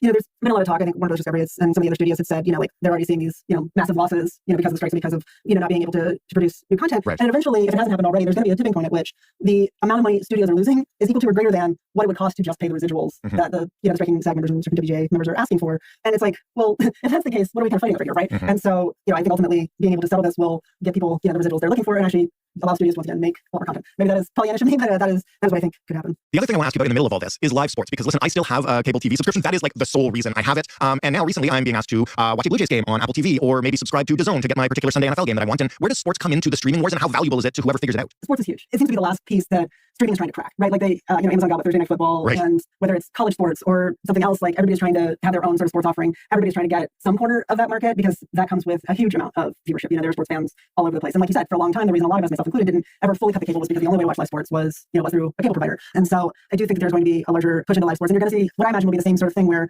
people who traditionally got live sports from network TV and ESPN, basically, or maybe like they had NBA League Pass or something, like one or two main sources of televised sports, now I think you have to have 3 or 4 different channels or services or whatever just to watch every NFL game. It was wild this weekend. So where I live in New York, I'm a Spectrum customer, which is part of this whole dust that happened last week with Disney and Charter. And so I turned on my TV over the weekend and I get this blank screen on ESPN. It's like, it's kind of like passive aggressive thing. Like, we try very hard to bring our customers everything they want. But right. It's somebody else's fault though. Which basically meant that I had to then log in, figure out my Disney Plus bundle, get my ESPN Plus turned on just so I could watch the US Open. Like I'm just trying to watch COVID off with title, But it was the same thing where it's just like we're sort of all battling over these little chunks of the TV market. And now once again, it's all kind of being fractured. And if you want to be able to watch everything, you need 3 different services and 4 different channels in this package and that bundle, even just within one league of one sport in one geographic area. As we look forward to a streaming market where budgets are tighter and expenses, maybe including residuals, are greater, is that the push behind the move towards these ad-supported models? And I mean, personally, I just have to say I find it super offensive that the reason I signed up for these things was to get away from ads and they're going to come find me anyway. I feel like a lot of people feel that way. Yeah. Why is this happening, and how is it being perceived in the industry? I mean, I think it's just happening because streamers need to pad their income somehow, and having ad-supported models can give them a few more subscribers and also bring them in a second line of revenue. And I think people are sort of cautiously optimistic about it in terms of like whether or not it will ultimately work for streamers to have these. I think that they're good for folks who are in that camp of like I can only afford 2 or 3 of these things per month, and so like maybe it gives them a little more access to content that they would have had otherwise. But yeah, I mean, it does just feel like so we're just network TV again, which kind of gets back to what I was saying about we used to have the big 3 networks and now we're just going to have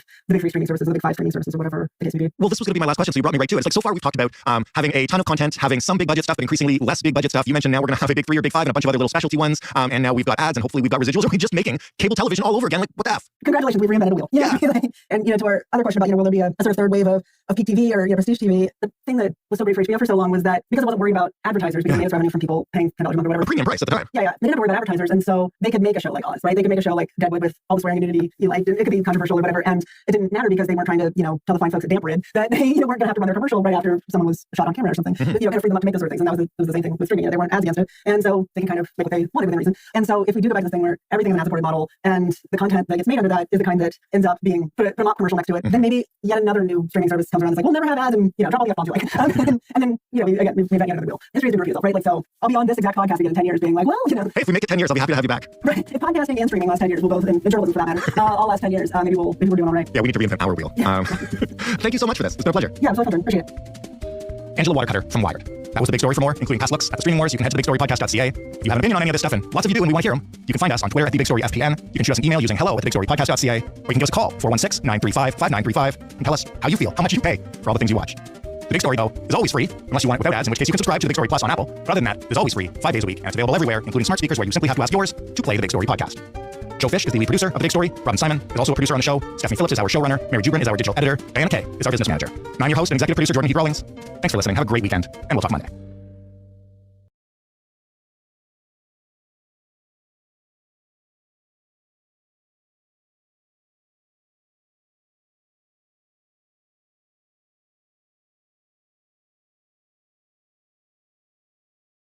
Tonight, rush hour wrestling match. A dramatic video of a fist fight between two drivers on Canada's busiest highway.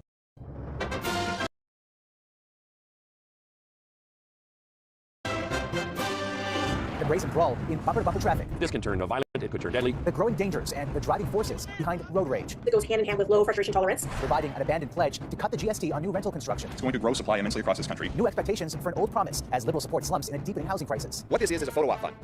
Plus, tracking Lee. There will be some big rollers coming through this harbor. The potential for severe weather as the storm pushes towards Atlantic Canada. When it will hit and where. CTV National News with Omar Sanchedina. Good evening, everyone. Anyone who gets behind the wheel knows that any drive can involve ducking and dodging dangerous obstacles along the way. This, however, is far less common. Video released today shows a dramatic and dangerous fist fight on the 401. Two men stopping their vehicles in live lanes of traffic in what police are calling an unacceptable example of road rage. On the police! On the police! It's the latest example of tempers flaring between drivers. Oh! Oh my God! And what happens when anger turns into a weapon on the road? CTV's had a right on the new highway escalation and the warnings tonight. Road rage at a whole new level. Two men fighting on the highway in the middle of rush hour traffic. Kind of speechless when I see that kind of behavior on the road. Sergeant Kerry Schmidt says road rage may be relatively common, but it rarely escalates to a full-blown brawl on Canada's busiest highway. The incident happened when traffic was moving slowly, but Schmidt says it's still not clear what precipitated the fight as there was no crash beforehand. Several drivers called 911 to report it. We did have a license plate. We did follow up with at least one of the drivers. There was a discussion, a warning. No charges were laid. In Brampton, Ontario this morning, a similar fight with two men wrestling on the road, forcing cars to drive around them. Most police services don't track road rage incidents, so it's not clear whether more are happening or if they're just being caught on camera. In Toronto back in August, this motorcyclist appears to shout obscenities at a cyclist before entering the bike lane, hitting the person on the bike and driving off. What are you saying, Bob? While this driver nearly hit pedestrians, fleeing an alleged road rage incident. When people behave like this, a lot of times it goes hand in hand with low frustration tolerance. There's also a level of anonymity some feel when behind the wheel. You don't have eye contact with them is one example. So all of these things get you a little bit more hot under the collar than you would if you had a face-to-face interaction. You'd be better at self-regulating. And rage can creep up more easily on the road. The problems that we're facing when we're stuck in gridlock are not problems that we can solve. And perhaps it's that feeling of lack of control that contributes to the anger that started the fight. No one was seriously injured in this most recent incident, and charges won't be laid, but police remind drivers it is illegal to walk on major highways like the 401, and obviously can be extremely dangerous. Omar. All right, Heather, thank you. And we are learning tonight of unheeded warnings about the Vancouver triple stabbing suspect months before his rampage in Chinatown. The BC Review Board had raised concerns that the 64-year-old was a significant threat to public safety back in April. The man who killed his daughter was on a day pass from a psychiatric facility when he allegedly attacked three strangers last Sunday. How a violent, psychotic individual was released into community to attack innocent people is the question. To examine that decision, BC's Premier today appointed former Abbotsford Police Chief Bob Rich. Jurors in a southwestern Ontario courtroom were shown dramatic and heartbreaking video today of the final few moments before a Muslim family was struck and killed by a pickup truck 2 years ago. The footage was submitted by the prosecution at the murder trial of Nathaniel Veltman. CTV's Nick Paparella was there. It is chilling video which shows the scene at the intersection of Hyde Park Road and South Carriage Road in London on June 6, 2021. Taken from a surveillance camera from a nearby business, the timestamp on the video is off by about 14 minutes. In the upper right corner, you can see 5 members of the Afzal family walking towards the intersection. Mother Medea, Father Salman, daughter Yumna, grandmother Talat, and a 9-year-old son are all there. Then you can observe a black Ram pickup truck with its lights on come across the screen heading northbound. The court is heard. The vehicle makes a U-turn. Then, seconds later, you can see the pickup truck speeding south in the direction of the family. The court exhibit has been edited to stop before the moment of impact. 4 members of the Afzal family died after being run over. The lone survivor was the young boy, who is now with relatives. Minutes later, police would arrest Nathaniel Veltman about 4 kilometers away in a shopping mall parking lot. They also seized a black Ram pickup truck. The 22-year-old Veltman has pled not guilty to 4 counts of first-degree murder and 1 count of attempted murder. Throughout the day, the jury continued to watch extended video of Veltman following his arrest in a holding cell at London Police Headquarters. Wearing a white t-shirt with a black cross on the front and back, Veltman is constantly pacing. At one point, he is on the phone, and from time to time, he either sits or lays down on a concrete slab in the cell. Later, the jury sees that he is being fingerprinted. As he sits in the courtroom with the video playing, Veltman looks at the screen, or every once in a while, he stares at the ceiling. Nick Paparella, CTV News, Windsor. A pledge the Liberals first made when they were trying to get into power 8 years ago is back on the table tonight over one of the biggest issues facing Canadians. The government says it will make it cheaper to build rental homes. CTV's Judy Trin reports. An orchestrated show of support for a policy the Liberals campaigned on in 2015 but didn't put into action until now, removing the GST from the construction of rental units. This plan is going to get more apartments built in big cities, in small towns, especially along transit lines, and will make sure that there are units with 2 or 3 or even more bedrooms. Rents are high because there are few vacancies, while high interest rates have spooked developers from building. This will entice some to get shovels into the ground. Anywhere we can reduce the costs towards housing right now is going to help develop new households. Analysts say removing the GST will increase rental housing stock, but it won't solve the crisis. I would say somewhere between 200,000 to 300,000 over the next 5 to 6 years. So it's not the 3.5 million that the CMHC says we need, but it's a big step in the right direction. The Liberals are also hoping it will stop the political bleeding. Multiple polls show Conservatives surging with double-digit leads, and Pierre Poilievre's message is connecting. After 8 years of Justin Trudeau and the NDP, housing costs have doubled. Rent has doubled. The Tories have even turned a rookie Liberals housing experience into an attack ad. I'm 32 years old. I'm a member of Parliament. I haven't been able to purchase a home. Despite calls from some caucus members to counter, Trudeau is taking the high road for now. Canadians don't want to see politicians arguing back and forth. Political sparring has pushed housing shortages to the top of the agenda across all levels of government. BC, Ontario, and Newfoundland are now considering dropping their provincial sales tax when it comes to new rental units. Omar. All right, Judy, thanks. 6 months after the heads of Canada's biggest grocers testified before a parliamentary committee investigating food inflation, the Prime Minister has summoned them back to Ottawa to explain how they plan to stabilize prices. 5 companies that make up 80% of the country's grocery market will be given until Thanksgiving to come up with an acceptable proposal. The Prime Minister has been very clear, and I talked to the Minister of Finance. If they fail to act, there will be consequences. The government says those consequences could include tax measures. New indications tonight of the impact of inflation and high interest rates on Canadians. Credit card balances in this country have hit an all-time high. Equifax Canada says Canadian credit card debt soared to $107.4 billion in the second quarter. Payments are down as well, so those balances are increasing because consumers are just paying less than they were able to 12 months ago. The average non-mortgage debt for consumer is now more than $21,000. Most provinces in Atlantic Canada tonight are under severe weather watches as Hurricane Lee barrels towards Canadian waters. CTV's Heather Butts is on storm watch in St. John tonight.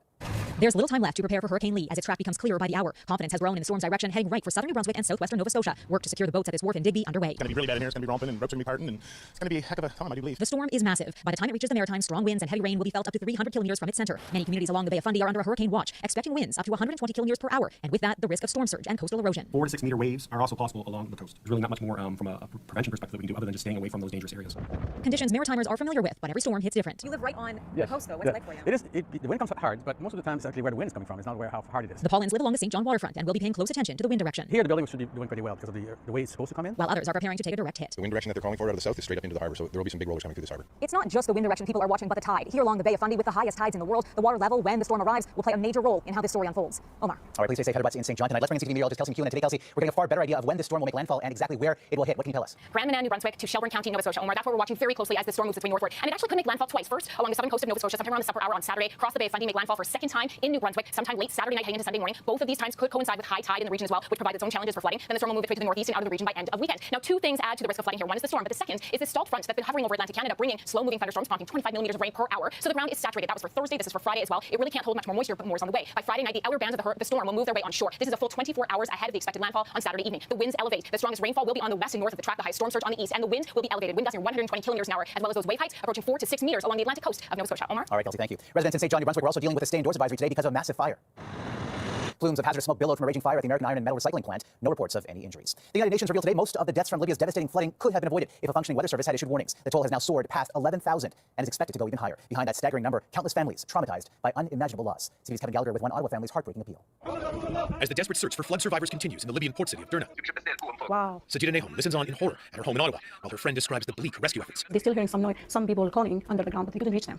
First responders lack enough heavy equipment to move rubble and a functioning government to get it to them. Libya has been torn apart by civil war since former dictator Muammar Gaddafi was ousted in 2011. In 2014, Nahum fled the danger and came to Canada with her family. When Mediterranean storm Daniel hit her hometown, 2 dams burst, leveling entire neighborhoods. Did you see that the ladies before? Then she saw this mosque in the neighborhood where her grandmother's house used to be. Soon, friends confirmed 14 of her family members were killed. 5 are still missing. It's not just death or flooding, it's memory, hope, where we have a beautiful gathering in Ramadan and I eat, where we're playing, where it's gone. So the deadly deluge washed away entire families. Nahum lost aunts, uncles, nieces, nephews, cousins, friends, and neighbors. Those faces, those people that you lived with them, you laughed with them, you spent time with them. As global relief efforts ramp up, the nearly 8,000 people of Libyan descent living in Canada are asking the governments to help. Health concerns are growing for survivors with major shortages of food and clean drinking water. Omar? Absolutely devastating and so heartbreaking. All right, Kevin, thank you. 14 months before the next U.S. election, the son of U.S. President Joe Biden has been indicted by a special counsel. Hunter Biden is facing 3 federal felony gun charges for allegedly lying about his drug addiction when he bought a firearm. The charges follow the breakdown of a controversial plea deal that would have seen him avoid prison time. Hunter Biden has also been under investigation for his business dealings, and Republicans have been trying to tie his father to his son's businesses. Time for a short break, but when we come back, a $100 million cocaine takedown. Plus, Are you nervous yet? a 102-year-old veteran soaring at great heights for a good cause. The owner of a popular sports beverage that is the official drink of the NHL is looking to dump one of its highest profile assets. CTV's Adrian Gobriel tells us why. I'm hydrated. A made-in-Toronto beverage synonymous with Canada's game. From Connor McDavid to Connor Bedard, its roster of athletes included the who's who of hockey. This is the Nike of the sports drink market, or the sports drink sector. They had every top athlete. Even becoming the official drink of the NHL. This is going to be a partnership that endures for many, many, many years. Though there's multiple reports that these very deals with leagues and athletes are one of the reasons BioSteel has been put on ice. You have to have the sales outside of those sponsorships to support it, and obviously they didn't. Taken over by Canopy Growth in 2019, the cannabis company's current CEO has been open about his desire to sell BioSteel for months. We said we're going to review all our options to eliminate the drag caused by BioSteel. Canopy Growth announcing that it's pulled all funding for the beverage company. The popular sports drink accounted for about 60% of its fiscal first quarter adjusted core loss. BioSteel has now commenced proceedings in Canada to protect itself from creditors and is undergoing credit protection in the USA. Probably my last board meeting where we structured a plan that said, listen, we're going to buy this thing called BioSteel. Just before he was let go, former Canopy Growth CEO Bruce Linton had planned to roll out a BioSteel beverage with CBD, an active ingredient in cannabis that doesn't get you high, but is used to reduce pain and swelling. It never happened. Kind of disappointing for me is what I saw was BioSteel became almost like try to be a competitor to Gatorade rather than be better than Gatorade and different. The company is still operational and now for sale, though if BioSteel doesn't find a buyer, the next step could be bankruptcy. Adrian Gobriel, CTV News, Toronto. Still ahead, the daring rescue mission to liberate a stranded luxury liner. A cruise ship stuck in the world's northernmost national park in Greenland has finally been pulled free. A fishing research vessel completed the operation at high tide, and more than 200 passengers on board will now be flown home from their luxury expedition early as the damage to the bottom of the ship is assessed. And Columbia Navy are assessing their haul from a massive high-stakes drug bust in the Caribbean Sea. After a high-speed chase on the water, they eventually caught up with the smugglers who had packed their boat with 3 tons of cocaine destined for Central America. Estimated street value, $100 million. And a special moment in London today where a 102-year-old Second World War veteran showed no fear. It's worth £100 to stand up here and just look at the view. Colin Bell, a former bomber pilot, descended 85 meters down the Royal London Hospital to raise money for charity. Incredible. After the break, the extra push from NASA to find extraterrestrial life. What was once considered a realm of fantasy should be taken more seriously. That's according to an independent research team commissioned by NASA. It concluded that having the space agency involved in UFO research could shift the conversation from sensationalism to science. But SCTV's Joe Malvin reports another one of its findings was more ambiguous. On the Pentagon's website, there are military videos still considered unresolved. After studying hundreds of unclassified, unexplained sightings, NASA's conclusion? The NASA independent study team did not find any evidence that UAP have an extraterrestrial origin. But we don't know what these UAP are. No proof aliens exist, but they might. So NASA will search the skies, appointing its first ever director of UFOs, initially not identifying him because of threats and harassment. Mark McInerney is NASA's new UFO boss. We, NASA, are trying to shift it from sensationalism to science. Those mysterious objects often turn out to be weather balloons, drones, or optical tricks. So the hunt for life, says NASA, needs better scientific data, advanced satellites, and tools like artificial intelligence to discover whatever the heck this is. What is going on right now? UAP are one of our planet's greatest mysteries. There has long been a fascination with creatures from another planet. NASA was even asked to weigh in on those ET-like corpses presented to Mexico's Congress as so-called evidence of alien life. The scientists here are more than skeptical. This is something that I know I've only seen on Twitter. If you have something strange, make samples available to the world scientific community, and we'll see what's there. Are we alone? With billions of galaxies out there and the universe so vast, NASA is determined to find the truth out there. Joy Malvin, CTV News, Washington. Fascinating stuff, and there's still so much we don't know. That's a snapshot of this Thursday. Heather Wright will be here tomorrow. For all of us at CTV National News, thank you for watching, and good night.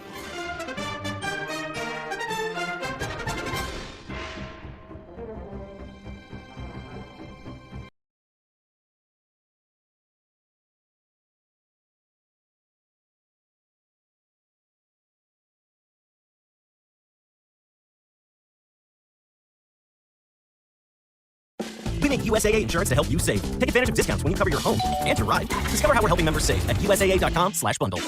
Restrictions apply.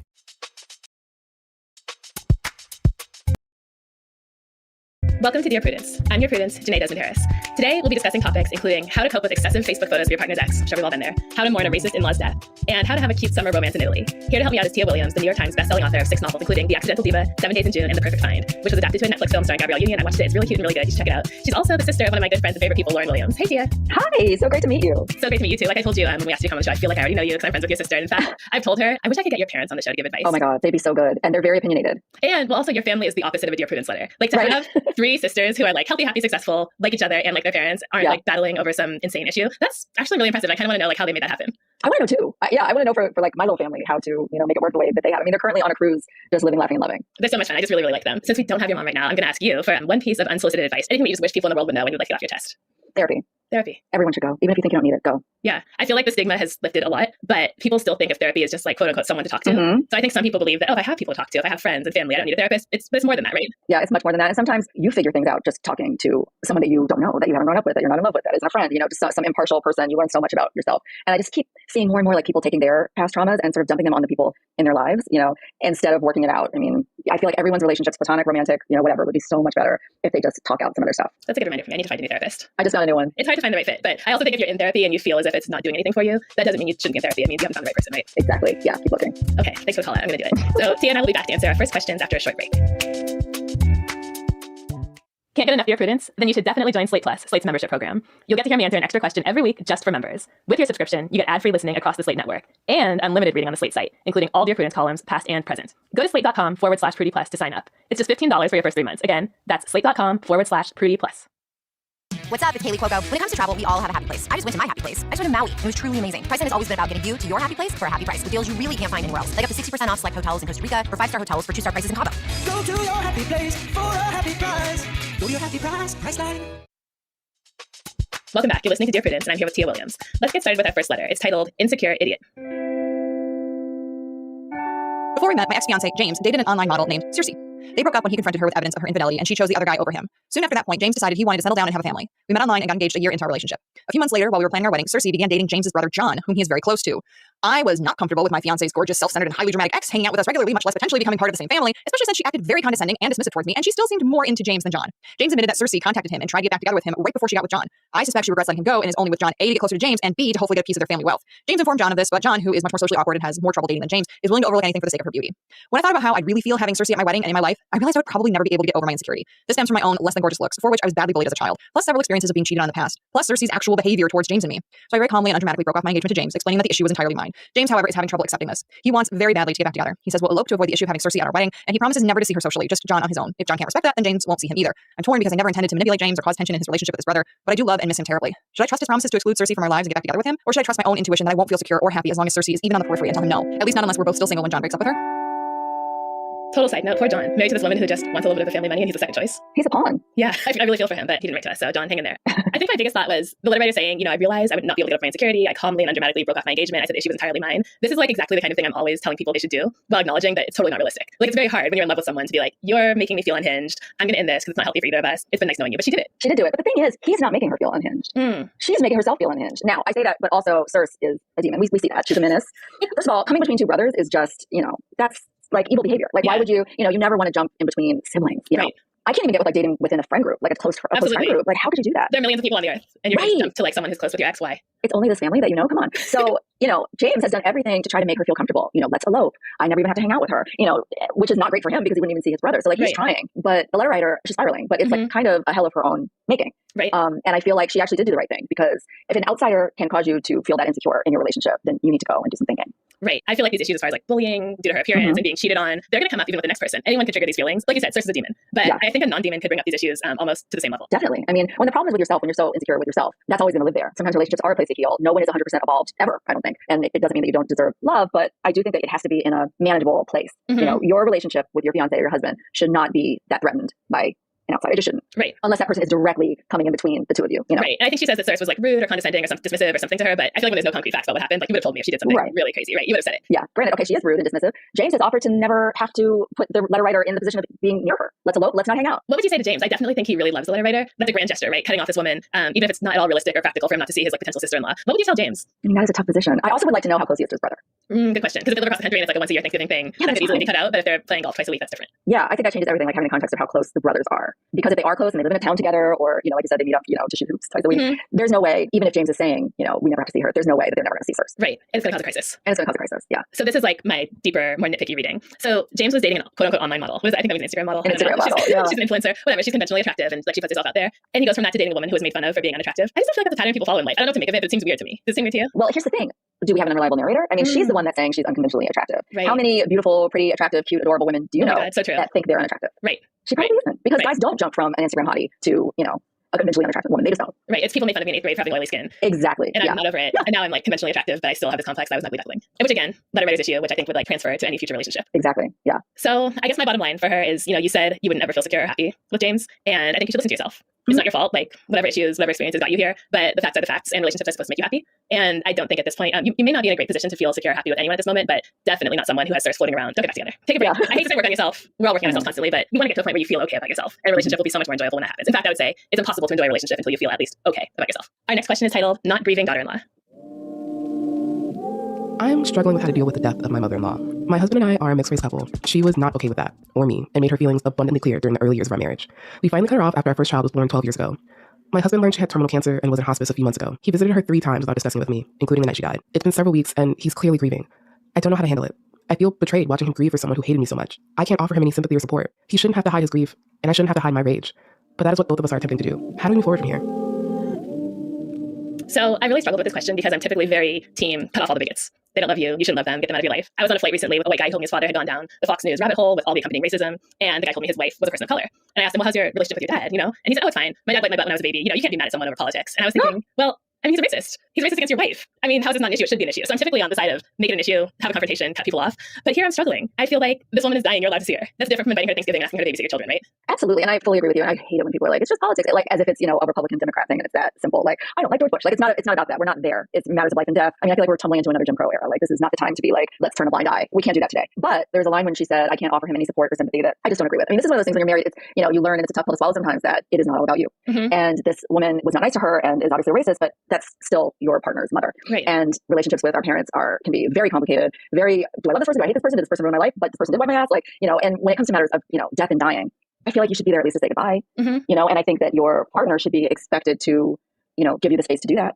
But you also have to understand that your wife is not going to share the grief with you. Yeah, I don't read anywhere in this letter that she's like, my husband is asking why I'm not crying. My husband wants me to give the eulogy. Like, he's not asking anything of her, except, I guess, permission to go see his mother a few last times. The fact that he had to lie about that and sneak off to do it was just really sad for me. Yeah, that's not good. And, there's a lot of things that come up in a marriage where you're like, okay, I have to put my needs and my thoughts to the side because what my partner is experiencing right now is greater than my anger or greater than my being insulted. And a parent dying, I'm sorry, I think that is greater than you harboring ill will. I really do. No matter how righteous your anger is. Totally. I think you can kind of tease these things apart in terms of your feelings about this outside person and like the human experience that is happening and find some compassion for that. Absolutely. So I guess I would say to the letter writer, like, you don't have to grieve this woman. No one has to grieve her at all. You can be kind to your husband who is losing a parent. you can say, I'm sad for you that the person who raised you is dying and it's hard and complicated. And I think that's enough. And I think giving him the space to go visit her without having to lie about it would be enough. No one is asking you to put on an act to pretend that she was someone who she wasn't. Like, just regular human kindness, I think, will get us through this period. Agreed.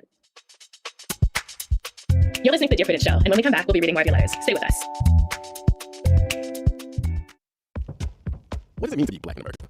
In NPR's Black Stories, Black Truths, a collection of stories as varied, nuanced, and dynamic as black experiences, you'll hear it means everything. Search NPR Black Stories, Black Truths wherever you get your podcasts. Welcome back to Dear Prudence. I'm here with my guest Tia to answer your letters, and the next one is titled Feeling Like a Virtual Third Wheel. I have been dating this lovely man for 8 months. When we first started dating, I was going through a divorce, finalized last month, and he was 6 months out of a 5-year on-again, off-again relationship. I feel like I've given him ample space to work through any potential lingering feelings for his ex, and felt pretty good about myself, not being that desperate, clingy, insecure girlfriend who's obsessed with my partner's past. After all, we all have one, right? Well, things seemed great until I started noticing little things he'd bring up about his ex, and it was happening every time we were together. Once, he bought a Diet Pepsi in a can, then proceeded to tell me a story about the time his ex turned him on to Diet Pepsi in a can versus Diet Soda in a bottle, I guess. His ex's kids are friends with hers, so there is still contact between the two of them pretty regularly. All this is annoying, but I've handled it with grace and dignity until the other day when I finally had my fill of the ex. She and I are friends on Facebook. She sent me a friend request long before I even met my partner, and never felt I should unfriend her simply because I'm dating her ex. But Pri, she posts selfies all day, every day, stories and memories, many of them including my partner. I feel like she's trying to get his attention. They're also FB friends. If I go to photos of you on my partner's Facebook page, nearly every single photo is of the two of them. I'm talking about hundreds of photos. It feels like a punch to the face. He has one photo of me. The other day I went to my partner's house and he wasn't there. I found out from his son that he was at his ex's delivering PJs to his daughter who wanted to spend the night at her house. My kids and I waited 45 minutes before I sent him a text stating we were leaving. That's when he pulled up. I told him how I felt as calmly as I could, and he got really defensive, saying we weren't going to spend any more time erasing memories, and pointed out the photos I have of my ex-husband. There are a few. If you take the time to scroll down to 2017, he also stated that social media isn't the place to gauge a relationship. That's not his conclusion, and I'm not asking him to post hundreds of photos of me to prove his love for me. Maybe just untag himself in a few hundred photos of him and his ex, or save them to his phone. I felt like a crazy, insecure nutjob by the end of the conversation, where he wasn't willing to make any concessions. He did tell me that he chooses me, and that I should focus on my family and consider our relationship a bonus feature, so to speak. 3 months ago, he wanted to build a future with me, and now we're a bonus in each other's lives. Doesn't exactly sound like a step up in the relationship. Prudence, it is embarrassing when my friends and family take note of his FB page and question me about all these photos he has. Some people even think he's cheating on her with me, because there is zero indication on social media that they've broken up. Help, am I wrong to feel insecure about this? So I'm concerned about a few things, and in order, they are, number one, the focus on your family, this relationship is just a bonus statement. Problematic. We'll go back to that. Number two, the long pajama drop off. Just curious, what was going on? Number three, the random mention of how she taught him to drink Pepsi. We all know how when you have like a crush on someone, you just mention them in random contexts and can't stop bringing them up. So put a pin in that. And then honestly, number four is the photos. I just feel like at this point, like, it's tricky because we're at the end of an era where people posted everything on Facebook, so there's naturally going to be more pictures of someone from your past than someone from your present. That's what I was going to say about the Facebook thing. So I've been married twice, and I was married in the height of the Facebook era, and so there's pictures of me and my daughter's father, my ex-husband. I never felt the need to change that because our circumstances changed. It's just part of our history. Neither one of us has ever. And like you said, you know, in the past 3, 4, 5 years, we don't post that much on Facebook, you know, our generation really, and so I barely have any pictures of my husband. Now, that being said, this guy is still into his ex, and may even still be dating her. Like, he's treating the letter writer like the other woman. Totally. It's almost that very cliche thing. When someone shows you who they are, believe them. That's what he's doing. Listen, when you are in a functioning, loving relationship, your partner is going to want to do everything to make you comfortable, to make you feel seen and heard and validated. When the relationship is real and functioning the way it's supposed to, you don't question all this stuff. Right. You're not counting Facebook pictures You're and likes and absolutely everything not. else. You're not counting Facebook pictures. You're not worried, honestly, about your ex dropping pajamas off, you know, at the ex's house because the kids are friends and you know her and it's all functioning and healthy and everybody knows what's up. But that's not what's happening here. Not at all. He was there far too long. Yep. He told her to focus on her family. Like, I mean, that's my number one. That's what I can't get over. He's basically like, you know, go get a hobby. It's not. Can you find something to fill your time because this relationship is not going to be it? Yeah, because I'm not going to be that for you. Listen to the words the man is telling you, and if you need more information, I think a good sort of opening for that conversation would be to ask him, what kind of divorce relationship do you plan to have? What do you think it's going to look like? How do you envision this looking in terms of like your emotional connection, your physical contact, your communication? And I guarantee you, he's going to say something like, well, we have kids, I'm spending a lot of time with her. I'm going to pick up the phone every time she calls, and yeah, she's my first priority. And he might throw in something like, we don't get along, it's just for the kids, but like you need to listen to what he's telling you about how every day is going to look because it's not good. No, and that sort of like I've been there, that like lingering feeling like in your stomach, like I'm not first, I'm second, or maybe fifth, you know, and you have to listen to that. Totally. And the letter writer's statement, I felt pretty good about myself not being that desperate, clingy, insecure girlfriend who's obsessed with my partner's past. Like when you're at the moment when you're actively trying not to identify as that person, you're kind of already in a bad place, you know? Like I've definitely been there before too. Like I'm really not being clingy, I'm not being jealous. I really have not at all been like a controlling person. And it's because if you were paying attention to the facts, you would be. Like that's your default in this situation because it makes sense based on what he's doing. Yeah, exactly. And the thing is, and the thing I wish I could have told myself 10, 20 years ago about dating, like life is hard enough. If a relationship is making you feel like an insane person, if you're questioning every move this guy makes, this ain't it. Why make your life more complicated? It's supposed to feel good. You're supposed to feel held emotionally, spiritually, astrologically. Like you're supposed to feel safe, and she doesn't feel safe here. Right. And so I guess to answer the direct question, am I wrong to feel insecure about this? No. Like insecurity is painted as a bad feeling, but in some situations, when someone's not giving you the actual concrete stuff you need to feel secure, it is appropriate, and it is here. So feel insecure, but just as a note, that doesn't mean you bully him into like shorter pajama drop-offs and editing Facebook. It means that you move on. This is someone who makes you feel good. This is Dear Prudence. We need to take a break, but when we come back, more letters from you and advice from us. Stay tuned. I'm Janae, and you're listening to Dear Prudence. Tia and I are about to tackle our last question for the day. Tia, are you ready? I'm ready. Let's go. Okay, good, because I picked this one hoping that you would answer it entirely. The letter is titled Ciao for Now. I'm a 30-something grad student in a foreign language program away from my home campus for the summer. I've made many friends of all ages and have had a wonderful learning experience so far. However, because of the pandemic and generally being a grad student who worked and waited a few years before pursuing a PhD, I'm older than most of the people in my home and summer programs. I am craving the excitement of summer romance and romance generally, and have developed a crush on a very cute staff member, not a professor, who's in his mid-20s. After getting broken up with at the top of the year, I yearn to fall in love, or at least in a cute romance, but am a bit rusty with flirting, especially given I historically have tended to date men who are older than me. We are all also required to speak the foreign language we are learning, and I'm not yet an expert. Do you have any advice for how this early 30s cutie can spark up some heat, potentially with a younger man, and enjoy yourself for the rest of the season? So Now, as someone who's written fiction about love and romance, I just thought you might have some cute ideas here. Yes, I think the most obvious one is, can you help me with the language? She could just say, I'm having such a great time, I'm loving what I'm studying, I'm loving living here, but my big thing is I'm just not conversational yet in the language, so I really want to get some practice instead of like studying language in an academic way. Do you want to meet me for coffee? I can picture it happening already at a little coffee shop, yeah. Or like a drink, Yeah, or show me around town. Show me around town. I want to do some tourist destinations. Zooming out a little, do you think you can just decide to have an exciting summer romance, or does it just kind of have to happen organically? Oh no, you can decide. You can decide, okay, because I was definitely feeling like, I don't know if you can just like intentionally make like a meet cute or a start dating cute happen. It feels like when it happens, it's always unexpected. Oh no, you can make any of this happen. We are so much more powerful than we give ourselves credit for. Honestly, you absolutely can wake up and be like, this is going to be the best summer of my life. Or, make a list, like this summer I'm going to have a one night stand. This summer I'm going to try food I've never tried before. And go down the list and do those things. Especially because she already has her target. She has the person. Yeah, it's a lot harder when you don't have that. Though I do know girls that have been like, I'm moving to Greece for a month and, with the wind and Tinder on my back. And then they will find people, in a safe way. But like, yeah, it is absolutely within her power to have a fabulous summer with this guy. And guys his age love a slightly older, much older woman being like, come over here. I was going to ask you about that. So it's a mid-30s woman, mid-20s man. It made me think about The Perfect Triangle. It's like a little bit less than the gap between Gabrielle Union's character and her guy Eric. So do you find that gap like normal, anywhere between creepy or weird, healthy, fun, good? I think it's healthy and fun for both the guy and the woman. And, if you think about it, like think of your male friends. Most of them, if you ask them, had an experience with an older woman, in their early 20s or, that really shapes them. Oh my God, my husband and I talked about this on a Slate Plus segment. I learned live on the podcast that he had one of these experiences. I never knew about it. I was looking up the question. Yeah, most guys do. And they look back at it fondly. And it's exciting for the older woman. There's something so intoxicating about having a younger guy hang on your every word, be fascinated by your womanhood, be thrilled by how comfortable you are with your sexuality versus a 25-year-old or a 21-year-old. Because we do get more comfortable as we get older. And that's exciting for them and it's exciting for you. Okay, so Letter Writer, do you think you can make this happen? The answer is ask for language lessons. Plan B, tell him that you would like to have a fun summer romance and just put your cards on the table. And he'll probably jump at the opportunity. Report back to us. I want to hear how this goes. Sounds fun. Okay, those are all the questions we have for this week. It's been fun and hopefully helpful. Thank you, Tia. Thank you. This was so much fun.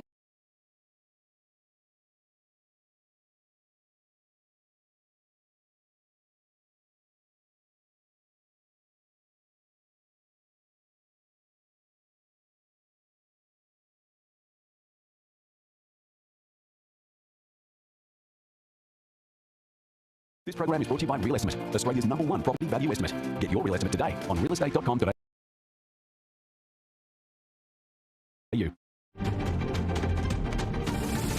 Welcome back to Business Now. Well, across the country, there are 2,413 auctions scheduled this week. In New South Wales, there'll be 944 auctions. In Victoria, 986. Queensland has 256. And South Australia, 130. Across Western Australia, Tasmania and the Northern Territory, there are 14 auctions combined. Lastly, Canberra, there'll be 83 auctions. And taking a look now at the most viewed this week across the country, Unit.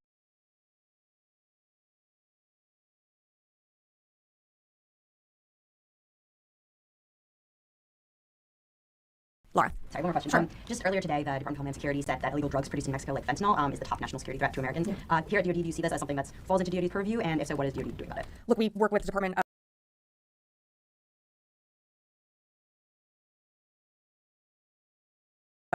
we work with DHS on a range of issues. I would let DHS speak to the issues that are confronting our national security and our interests at the border. I would defer to them on that. I think it's certainly an issue that you've seen growing within the United States and an issue that this administration takes seriously, but it's not really for the Department of Defense to comment on unless we are being asked to weigh in or to assist in any way. But right now, there's been no request, so I'll just leave it at that. This is something the Secretary sees as in his purview. Well, I think it is under DHS's right now. I mean, they are the agency responsible for maintaining and monitoring what's happening at, you're referencing what's coming across and over the border, but we certainly are supportive of their efforts. And I think this administration has taken the issue of drugs and the usage of narcotics and other materials coming over the border very seriously, but I would direct you to DHS for more information on that.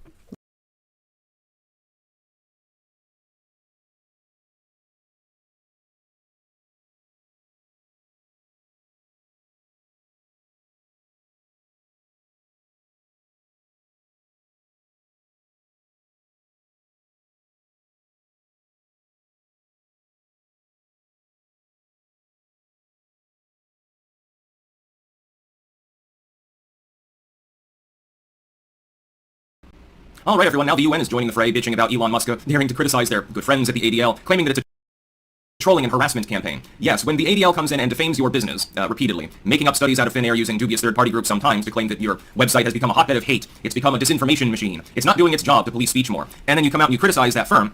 That's what you should be doing, number one. You should push back. Apologizing to these morons never works. If you apologize to these groups, typically they double down. They'll dogpile you more. A number of celebrities have found this out the hard way. I would class Musk not just as a business person, but at this point as a sort of celebrity as well. So the impact is increased. When a group is attempting, literally, to rob you of revenue by trying to keep investors from working with your site, what the hell else should you do but point out how they're wrong? He's singled out for a specific treatment as Elon derangement syndrome, I suppose, at this point, has been for some time. The fact is that for most intents and purposes, nothing on Twitter has changed, other than a switch of the site's name to X.com, although it still reroutes to Twitter. I still call it Twitter because it's Twitter. It's known as Twitter. The rebrand didn't work. That fell flat. You'll have to tack some more things onto X in order to branch out in order to fully do that. Just don't go meta mode. Never go meta mode. You've got that. You've got Musk removing some of the TOS with regards to, for example, supposed disinformation with regards to Hong Kong, certain medical topics. Those TOS remain in full force on YouTube, so I won't mention those. Those have been stripped back. And then you had a wave of account unbannings. A lot of those accounts quickly got rebanned because the people, for some reason, even during that period where the TOS were significantly relaxed, they just couldn't help themselves. In some cases, I think they're like, well, I've been off Twitter for 2 years anyway, I don't miss it anymore, so fuck it, I'm just gonna get myself banned for the cloud or something like that. Or they're just an edgelord. And that's all that's happened. That hasn't led to a rise in hate incidents or anything like that. Hate speech doesn't even exist, but we'll use the colloquial term. Again, we've got to do linguistics matter. I pointed this out in my book on gun rights, actually, the gun rights debate and how to win it. I pointed out that when you get bogged down trying, like with the term assault rifle, the colloquial definition is different from the proper legal definition. But a lot of people understand the colloquial, not the true legal definition. The definition of militia, I mean, it has to be pointed out, but if you get bogged down in minutia, you run into a problem. I mean, the debate sort of breaks down and nobody's certainly being convinced that they're right or that they're wrong. Everyone's just sort of, they sit there, yell at each other for a while and go away. The same would be true with hate speech. But even if we use the colloquial definition, the only studies that are showing a significant spike in hate speech, again, to use that modern term in the improper context, are dubious at best. They're from groups that seem to exist for the sole purpose of defamation, which is ironic since they're working with the so-called Anti-Defamation League. And this has happened to people like me before. Years ago, it wasn't really sites so much, it was content creators. The ADL, SPLC, other groups like that go in, and they basically tell us, like, we'd like to work with you. And they're like, oh, that'll be good for our ESG score, basically. And then once a bunch of investors have come in because of the positive wording that was applied to the site by like the ADL or something, they've got you over the barrel because now a significant proportion of your income is reliant upon appeasing that third party. This also happened with the US government with like the Twitter files and stuff like that. The US government effectively starts working with a site and then they begin to pressure them. They start off very soft and say, look, we can help your site. We've identified a couple of minor problems. If we take care of those, investors will love you. Meanwhile, they're talking to those third-party investors behind the scenes, setting the whole thing up.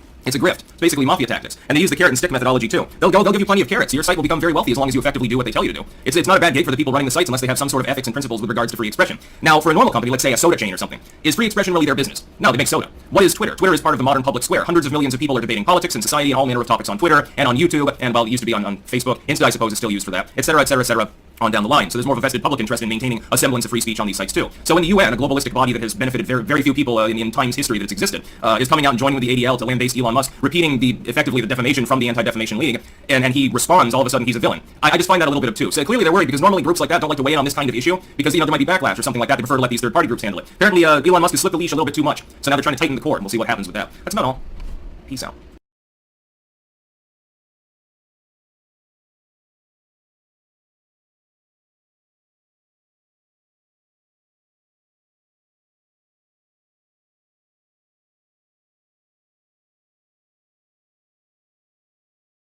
All right, everyone, we start off today talking about Mitch McConnell. The overwhelming majority of people want him to retire from Congress. That includes a majority of Republicans,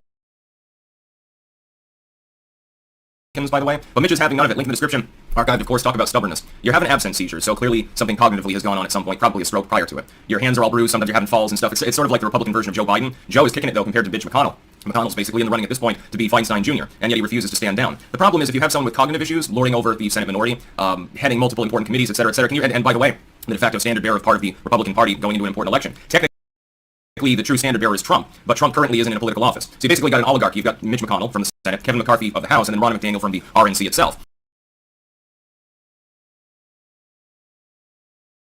If one of those people is incapable of doing their job, despite constantly having, here's the problem. When most of the questions that you're asked at a given presser are you sure that you can continue, Mitch? Are you sure that you're cognitively normal? How can you continue performing your functions?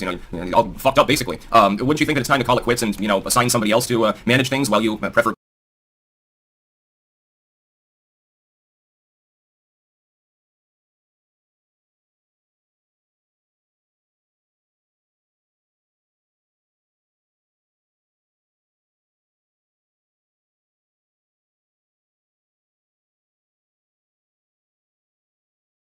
Housing is a massive challenge and even a crisis, but it's a crisis that Canada has solved before, and it's one that we are going to solve again by working together. What this is a photo op fund. It allows Justin Trudeau to show up in places where housing was already being built with a check to do a photo op. Back and forth there between the opposition and the federal government, the Prime Minister, in fact, and the leader of the Tory party, Pierre Poilievre, about the most recent announcements as far as housing policy goes from the federal government. The Liberals made those announcements on the sidelines of their caucus retreat in London, Ontario, the first a part of the Housing Accelerator Fund for that city yesterday, $74 million. Today, they made a bigger announcement, one that was first promised back in 2015 to remove the GST from construction of new purpose-built rental apartment buildings. New data shows how much of a crisis all the parties really are trying to address. Canada's Housing Agency just put some numbers on it. It says nearly 3.5 million new housing units over and above what's already planned are needed to be constructed by 2030 in order to restore affordability to 2004 levels. The CMHC's Deputy Chief Economist, Alec Aberworth, crunched all the numbers for the agency's latest report, and he's with me now live. Hi, Mr. Aberworth. Good to have you here. Good to be with you, I appreciate you making the time. I think this is so interesting because it quantifies exactly what we're talking about politically so frequently. You look at something called the supply gap. What is that in layman's terms? Well, yeah, in layman's terms, that's going to be a challenge. Basically, we're trying to look at what demand will be at an affordable price in 2030, and then we're comparing that demand to what supply we think will be in 2030, and the gap is the difference between those numbers, so between what demand will be and what supply will be. And it's a huge gap. You've identified. It's huge. You did this report in June of last year, and it's only marginally, just a tiny bit has been shaved off. Essentially, 3.5 million homes are still needed above and beyond what's already planned. Is that accurate? Yeah, that's accurate, yes. And can you characterize for us the scale of that? How big is that? Well, maybe another way of putting it is that if we look at current housing starts, which is around 250 50,000 years, we need to at least double it. So it's an enormous challenge. It's taking housing construction growth back to levels we haven't seen since the 1970s. It's a huge challenge. When is the last time you saw, or this country saw a housing crisis of this scale? Has it ever? Maybe the late 1980s, maybe. But yeah, no, I think we're getting into serious territory here, particularly because of the level of household debt that we're now incurring. I don't think in the late 1980s the level of debt was this bad. Now household debt is more than the size of our economy, so this is just a huge vulnerability that we have here, and I think it's quite unprecedented. And how long would you say you could have seen it coming? And by that I mean, has this kind of been a crisis brewing for a while, or is it just interest rates that all of a sudden made it this bad? Oh no, it's become, I would say at least a decade. Now we haven't done all the analysis a decade ago, but we certainly produced a report in 2018 that outlined all of the problems that we're currently facing. So it's been a long time in the making, unfortunately, a long time to solve it as well. Well, that's kind of my follow-up question. The scale of what you say is necessary in order to restore affordability by 2030. I mean, 6 years, another 3.5 million homes, doubling basically the pace at which things are happening right now. Do you think, based on the current suite of policies that are in place, or maybe not, that that's possible? Short answer, no. I think it's going to require a lot more policies by all of government, all levels of government, but also the private sector. There's not a lot of innovation, technology change, new processes, new materials in construction, so the private sector is going to have to change a lot of things as well. It's for government, private sector, we need everybody working on this. The policies that have been announced most recently today, the removal of GST, for example, for rental properties, we know rents are through the roof as well right now, over $2,000 on average, according to rentals.ca for the month of August, increasing between May and August, about $103 a month. Does a policy like that, from where you sit, make a big difference? It makes an important difference. I think we have a drastic need for more rental supply. We talk about housing in general, but housing is just, it's simply unaffordable in Toronto, Vancouver, increasingly Montreal. Rental will have to be a part of the solution. We need huge construction of purpose-built rental, and this action today will encourage the private sector to build more. We have a drastic need for that. How much of the impediment to the level of construction that's necessary exists at the municipal level versus other levels of government from where you sit? I think that's the primary source of challenge. Now, it's not only on the municipalities to solve it, but I think there's a lot of challenges there, and it's not just a question of dollars, but just the time it takes to go through those approval processes. And have you found that time is a big issue? Yeah, we did a very detailed survey a month or two ago, and we gathered a lot of data, and the time element is critical. We're hearing delays in Toronto, Vancouver, 3-5 years plus. Edmonton, at the other extent, it's sort of 1 year, 1 to 2 years, which is, there's a huge difference across the country. And I guess, is there a preferred, like, is 1 to 2 years okay, or should it be even faster? It should be even faster. I think we need a lot of technology in this industry. Digitization is hitting everybody everywhere. I'm not sure it's hit municipal government, construction industry. We just need a lot of technology. We need to move away from paperwork, more digitization, online consultation. We just need huge amounts of this. Do you think the political will right now, and I'm not talking about a specific priority or level of government, but given the level of public pressure, the degree to which Canadians are feeling this crisis, do you think that political will exists in a way it didn't a decade ago? I think so. I think the pressure now is huge. I think housing affordability is the #1 issue for Canadians. There's been a lot of tinkering with policies, but I think now it's clearly a crisis, and I think action will clearly need to be forthcoming. Mr. Abbeyworth, I'm going to leave it there. Thank you very much for coming in for your analysis this evening. Appreciate it.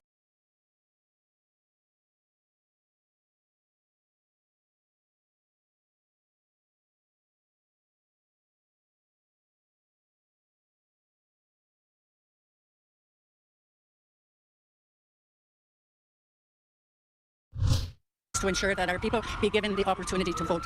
First Nations leaders rallying on the steps of the Manitoba Legislative Building to empower Indigenous citizens to make their voices heard and rock the votes in the upcoming provincial election. We have to be sure that our rights are protected, our human rights basically, right? Our treaty rights and our charter rights, by these guys that are running the show here. The event by the Assembly of Manitoba Chiefs seeks to break down the barriers that hinder First Nations people from participating in the electoral process, such as locating polling stations, registration, or having to present 2 pieces of ID. Through a partnership with the Assembly of Manitoba Chiefs and Elections Manitoba, First Nation citizens can now use Indigenous leaders as guarantors for identification and be able to vote. And it's a guarantor document for leadership, either chief or councillors or the band membership clerks, to be able to ensure that the people that are voting are actually the people guarantored to vote from communities, from our First Nation communities. The electoral body present at the rally to take voters' registration, as well as providing information and answering questions of community members. Grand Chief Kathy Merrick says there have always been jurisdictional issues when it comes to finding solutions to problems Indigenous people face as a result of transfer agreements between the federal and provincial governments. A lot of times now with the federal government, there's a lot of transfer payments that go to the province. So we need to be a part of that process where we can have our own people be there and to be able to be at the table to decide about money's coming to the province from the federal government. Youth Chief from Southern Chiefs Organization says going out to vote, especially as young First Nations people, honors their ancestors before them who didn't have the same rights. She says they need to choose a government that will prioritize their needs. I notice so often that government will say Indigenous issues, and that's not something that I'm super fond of, because they're not issues that we as Indigenous or First Nations people created ourselves, but they're the issues that government and colonialism has imposed upon us. And it's their job to work towards remedying those issues and to be committed to uplifting our voices. The event continued with a march to the RBC Convention Centre for a forum with representatives from the NDP, Liberal and the Green Party to answer questions and address issues of First Nations in Manitoba. In Winnipeg, Tammy Olatunde, City News. Next on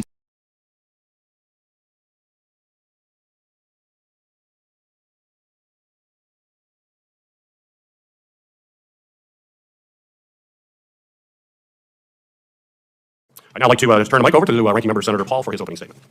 Thank you. In 2021, the Pentagon,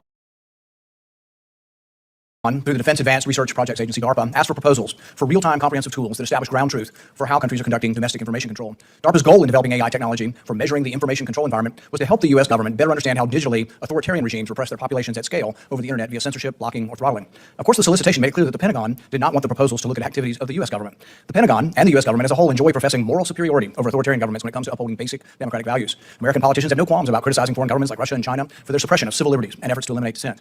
Yet, there seems to be a complete unwillingness to have an honest conversation about the disturbingly similar actions our own government is actively engaged in and financing. For decades, the Pentagon and other federal agencies have been quietly partnering with private organizations to develop powerful surveillance and intervention tools designed to monitor and influence narratives on social media. For example, a 2021 Pentagon program called Civil Sanctuary sought to use artificial intelligence tools to scale the moderation capability of social media platforms to create what it describes as a more stable information environment. In other words, the goal of this Pentagon program was to exponentially multiply the government's ability to coordinate censorship of online speech.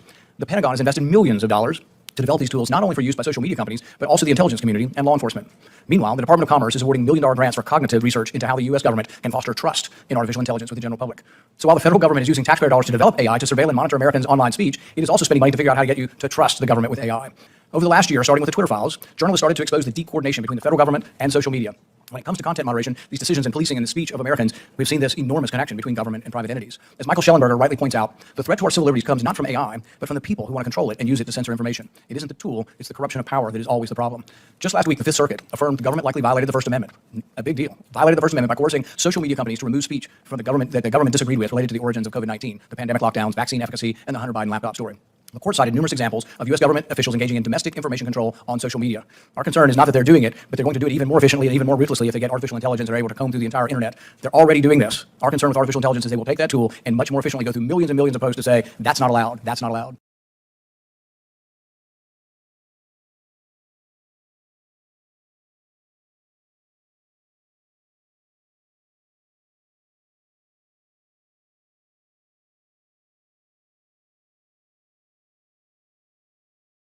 We love talking to Megyn Kelly, and she has had one hell of a week. In fact, just minutes ago, she put an interview to air with the former President Donald Trump, and I'm pleased to say that the great lady joins us from the Lady Man Cave right now in the US. Lovely to see you, Megyn. Hi, great to be here. So I was fascinated by so much about this interview, and inevitably you can't help but sort of try to do a bit of sort of amateur psychoanalyzing, all the rest of it. What was your sense about the reality of his concern that, yeah, there's a chance he's going to go to jail? Did you get a sense that he has actually spent a couple of sleepless nights thinking about what might be his future? I'm concerned he's not getting it. I'm concerned he's not getting it at all. I mean, there is a very decent chance he is going to go to jail. He shouldn't, but there, given the juries he's facing and the judges he's facing and the charges on the one thing I really zeroed in on, he's very likely to be convicted of obstruction. I mean, that's the one I think he's most vulnerable on. I don't think he totally appreciates what they're about to do to him. He needs to win. He needs to win so that he can pardon himself or pull the DOJ off of those 2 federal cases. And if he doesn't win, he needs another Republican to win. So I do think he should spend more time reflecting on it. Maybe he just doesn't operate that way because it's better to compartmentalize without thinking like that. But I'll say this. I thought the lowest point of the interview for him was the discussion on the obstruction charge. And he wiggled and not particularly well. And that's his freedom right there. That's his freedom. He needs a better answer. Or if I were advising him, I'd say, stop talking about it at all. Just stop. Just say, it's BS, political persecution. This is election interference. And that's all I'm going to say because I'm not going to hand these vicious prosecutors any more evidence than they've already purported to collect on me. Well, I thought it was really interesting when you asked him the question about, look, obviously your life was heading in this trajectory. You could have just sat in a golden tower with a supermodel for the rest of your life or go from golf club to golf club. And he said, there's a chance I may never see these things again. He was talking potentially about his overseas properties, but I thought that was the little insight that maybe, just maybe, he does think about where he might end up. To me, that you could have read that either way, and I actually talked with my team about it after, saying, do you think that was Trump saying I might go to jail and not see these beautiful properties or not go to Scotland again? Or is that him saying, I'm just going to be so busy, if I become president again, I'm not going to go? And we kind of felt like it was the latter. But either way, what I heard was a man who is, let's be honest, nearing the end of life. I mean, as every 77-year-old is at some point in the next probably 20 years. And, you become more reflective and you do tend to prioritize the things that are most important to you. And I think he does love getting out to these beautiful golf courses and spending his time with the sunshine on him and relaxing. He's very proud of his golf record. He started the interview with that and he ended the interview with that. But I genuinely think he feels a call to arms. He feels a call to protect the country. I do believe he thinks he's the only one who can do it. And of course, he also would benefit mightily from it if it were him, if he were the one who got reelected, because he could pardon himself or pull those DOJs off of his back. Did you get any insight into some potential defences here? Because he obviously, the correct answer is to say, look, this stuff's garbage, but we'll have more to say inside the court. Did you get any insight into what you think his defences are going to be? Because, it's the Presidential Records Act, there's nothing to see here. Well, the prosecutor's going to turn around and say, well, it's not about the Presidential Records Act, it's about what was said to this person at this time and about, the boss wants us to wipe the server. He tried to say that the Presidential Records Act completely covers him, and that's just not the case. The Presidential Records Act doesn't let you do whatever you want to do with intelligence documents. It just doesn't. And that's why I said, are you saying that the CIA could give you a classified briefing and you could do whatever you wanted with it? And he stopped. I mean, he wouldn't go that far because he knows that would be an absurd thing to say. So this is the problem for Trump. I zeroed in on this alleged, it's an actual meeting we know he had at Bedminster, his golf club, about his chief of staff's book, because that's the prosecution in that documents case amended its indictment. I filed a superseding indictment about this one document that they say had classified marking on it and showed a Department of Defense plan to attack Iran. And then he was waving it around everybody saying, look at this, my God, it's classified. Could declassify it while president, but now I'm not, so I can't. It's top secret. Now, if that's true, then they've got him. They've got him on you retained a document that you knew was classified. Your defense that you declassified everything as soon as you left the White House is obviously a lie because this happened a year after you left the White House, and you're saying it's still classified and it's in your possession. He was asked about another interview. He said, oh, I didn't have a document, it was a newspaper article. So this is the first time somebody's gotten down to say, why on earth would you be referring to a newspaper article as something that's top secret, that's classified, that's still a secret, quote, still a secret? No, why wouldn't you just say, here's a newspaper article that I found. It is very interesting. You should read it. Right? Like, that's not what happened. And he tried to deny that he had said that to Brett Baier, which he did. It's on tape. And then I tried to say, well, then what was it? What was it? If it wasn't, what was it? And he said, I don't have to tell you that. I'm not going to tell you that. So he was Paul, he's in danger. He didn't handle the documents well. That's not to excuse this prosecution because they didn't go after Hillary and they shouldn't be doing it to Trump. But he does have some answers to give on these very tricky issues, and so far they're not there. Now, obviously, there's the off-the-record bit, there's the on-the-record bit, but I have to ask from sort of one person who knows how to do it in front of a camera to another. What was he like before and after? Did he give you a lot of pre-chat? Did he make you sit there and just turned up and didn't say anything till the camera rolls? Did you go for a walk around the property afterwards? What was he like before and after? We braided each other's hair, and yeah, you know what I'm asking. yeah, no, it was professional and it was polite. I wouldn't say it was genuinely warm. You know, I think Trump is still mad about that debate question in his heart. Like he wants to point out how well he did in answering it, and I agree that he did well. The base loved his answer. It drove his poll numbers up, but he felt wounded by it or angry about it, and still does. He can't let it go. And so, you know, he raised it. It was the first thing he raised when he saw me in July. It was the first thing he raised when I saw him yesterday. It was the last thing he raised before we said goodbye. Like he raised in the interview. There was a lot of focus on that debate question. It's been 8 years. He's won the presidency since then. He served his president. It's time to move past it, but he does hold a grudge. But also, he's given you an interview after the question. He's clearly okay to sit down with you now because of the enormous size of your audience. He obviously respects you enough to be able to say, hey, come down, and I know you're going to be fair. And let's be honest, the answer to the question was such a TV-perfect zinger that I think that's the moment he clinched the nomination. Why keep going on about it? Is there a more viral moment in debate history than that moment? There isn't. He did handle it well. People were so interested in the question. No one ever asked me, like, do you think he did well in response to it? I do think he did well in response to it. And I'm fine with that. My goal was not to kill Trump on that stage. It was to ask him A+ level questions. But look, I will say this about Trump. He had the stones to come on with me. He knew I wasn't going to go softball on him. He knew I was going to ask him hard questions. And he still sat with me. And not just sat with me. Originally, he agreed 45 minutes. He let go for an hour and 20. Like, he could have easily, his team was like, okay, Brad. And he was like, no, we're good. And so contrast that with President Biden, you know, President Baseman, who still won't talk to anybody. And not that there's a reporter out there who's willing to ask him tough questions, Paul. But the press lets him get away with his complete camouflage routine where he's just, we never get to see the real him because nobody ever puts tough questions to him. Trump is out there talking about his criminal indictments, for the love of God. There's nothing that's off limits. So I give him immense credit for that. And you know, you asked me about the dynamic between the two of us. I mentioned to you that I wouldn't say necessarily tense, but not the way you and I would read each other. But that also is to his credit. So this is not somebody who feels entirely warm and fuzzy about me, but he still said yes. This weekend he's going on Meet the Press. They hate his guts. I give him credit for it. So he doesn't want to do the debate with these other guys who he's 50 points ahead of. That makes some sense to me. But he will sit down with media in the case of NBC that he knows hates him, in the case of me that he knows doesn't hate him, that will ask him tough questions. And that's his obligation to the American people. I do give him credit for it.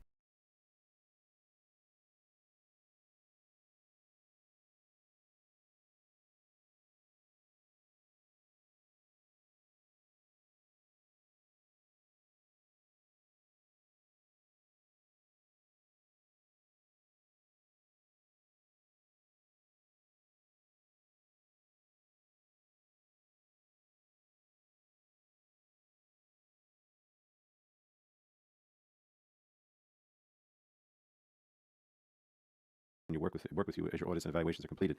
Look, we all want the Clean School Bus Program to be successful because it is protecting children in the communities where we represent, and good oversight can be a big part of ensuring that success. So again, let me thank you, and I'll yield back my time at this point.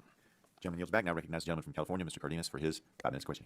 Thank you very much, Chairman Griffith, and also Vice Chair Lesko and Ranking Member Castor for allowing me to wave on today. And thank you, Inspector General O'Donnell, for being here and answering our questions. While I'm excited to discuss the promise of this amazing program, I wish this hearing was conducted in better faith by my Republican colleagues, as your full report is yet to be done and your audits are still ongoing. That's why I will use my time as an opportunity to discuss the many benefits of this extremely popular program. More than 20 million students across the United States ride the bus to school every single day. This poses an issue because riding diesel buses exposes children to significant air pollution, leading to higher rates of respiratory illnesses and health complications. Last Congress, we offered a solution. We made $5 billion available to schools through the school bus program, Clean School Bus Program, in the bipartisan infrastructure law to replace diesel buses with clean, low, and zero emission school buses. As the sponsor of the Clean Commute for Kids Act, which was the genesis of this effort, I paid particular close attention to the roll out of the program to ensure that it is operating the way Congress intended. At the launch of the Clean School Bus Program last year, $500 million was made available out of the first initial $5 billion Congress provided. The response from school districts was nothing short of tremendous. School districts in all 50 states jumped at the opportunity to receive clean school buses through this program. This includes Democratic and Republican districts spanning urban, suburban, and rural communities. Demand has been great in every state. The EPA received more than 2,000 applications for the initial $500 million funding opportunity. Applications totaled more than $4 billion in requests for over 12,000 buses, 90% of which were for electric school buses. And it's up to the locals to decide what they want to apply for. It's not required that they apply for electric school buses specifically. The EPA responded to this overwhelming demand by increasing the funding for this first round to nearly $1 billion. And still, applications for approximately 8,500 electric school buses went unfilled after the first round of awards. Despite this data and this clear demand, my Republican counterparts perpetuate false narratives about the program, many of which we have heard today. When Administrator Regan testified regarding the EPA's fiscal year 24 budget earlier this year, I asked him about the Clean School Bus Program. He reminded the committee that it's a voluntary program, one that has granted applicants electric, propane, and compressed natural gas buses. Under the program, schools can choose the technology that best suits their needs. Choice is embedded in this program, and thus far, school districts are overwhelmingly choosing electric school buses. Nearly all of my colleagues on this subcommittee on both sides of the aisle represent school districts that have applied for funding under the initial rebate program. A clean ride to school for kids should not be a partisan issue. The school districts we represent don't see this opportunity as red or blue. Our school districts are sending us a clear message. They are ready to replace dirty, dangerous diesel with cleaner vehicles. To help achieve a clean commute for kids, it's on us to provide a strong program that is equipped with adequate resources to meet the monumental task of cleaning up our nation's school bus fleets. That's why, along with 110 of my congressional colleagues, we wrote to the leaders of the House and Senate Appropriations Committees to build off the down payment made in the bipartisan infrastructure law by requesting an additional $300 million for the Clean School Bus Program in fiscal year 24. That is also why I welcome good faith, constructive congressional oversight and hope we can stop wasting time on these misguided fishing expeditions into programs that are benefiting our communities and most notably our little children across America. Inspector General O'Donnell, thank you again for your time. And today I look forward to having the opportunity to review and discuss the results of your office's audit of the program when it is completed. And with that, again, I thank you so much for your dedication. You have a career of being an amazing public servant. I know that you are in a very important position, and I look forward to your report. And hopefully we'll have you again when your report is complete. Thank you, and I yield back. Thank you. Gentleman yields back, and I appreciate his questions. It appears that we have no additional witnesses at this time. I'm not expecting you. You expecting anybody else? Okay. That being said, I ask unanimous consent to certain record documents included in the staff hearing document list. Without objection, that will be the order. Seeing no further members to ask, I would again thank our witness, thank our witness for being here today. Appreciate your time, appreciate your input. Pursuant to committee rules, I remind members they have 10 business days to submit additional questions for the record, and I ask that the witness respond within 10 business days upon receipt of those questions. Without objection, subcommittee is adjourned. Thank you. Always enjoy coming. And we like seeing you again.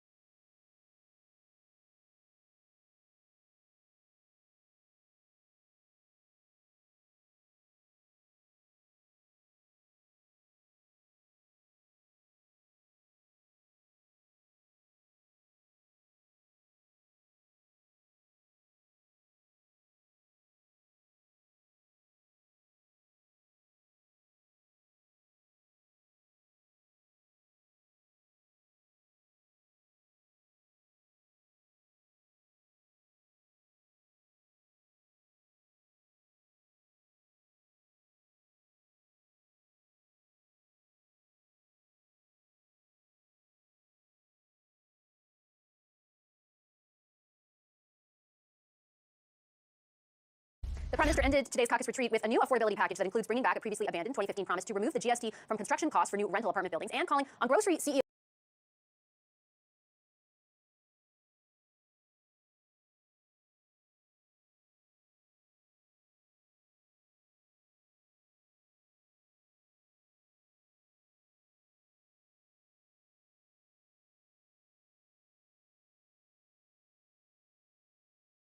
To come to Ottawa and come up with a plan to lower food prices for Canadians by Thanksgiving. Industry Minister François-Philippe Champagne will oversee that initiative, and he's with us live from London now. Minister, good to see you. Thank you for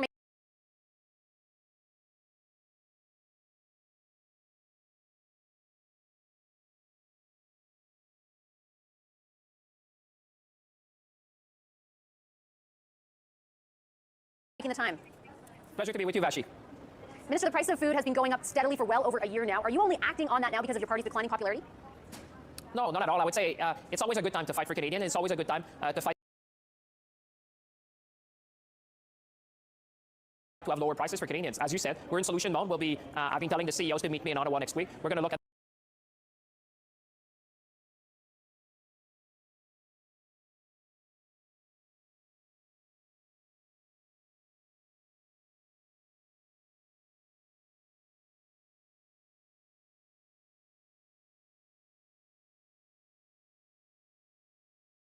the market. We're going to look at what we can do together to tackle price inflation we've seen in the price of food. And I think this is something that Canadians have been looking for because, my message to them is enough is enough. We've seen record profits, and now, Canadians are saying everyone needs to play their role in that. And certainly I'll be talking to them next week, and we'll have more to say, but we'll design a Canadian solution to this issue. Minister, you say it's always a good time to fight for Canadians, but would it not have been more effective to fight for Canadians on this front earlier? And I'll tell you why I'm asking. I said food prices have been rising for well over a year. Let me put some meat to that. In September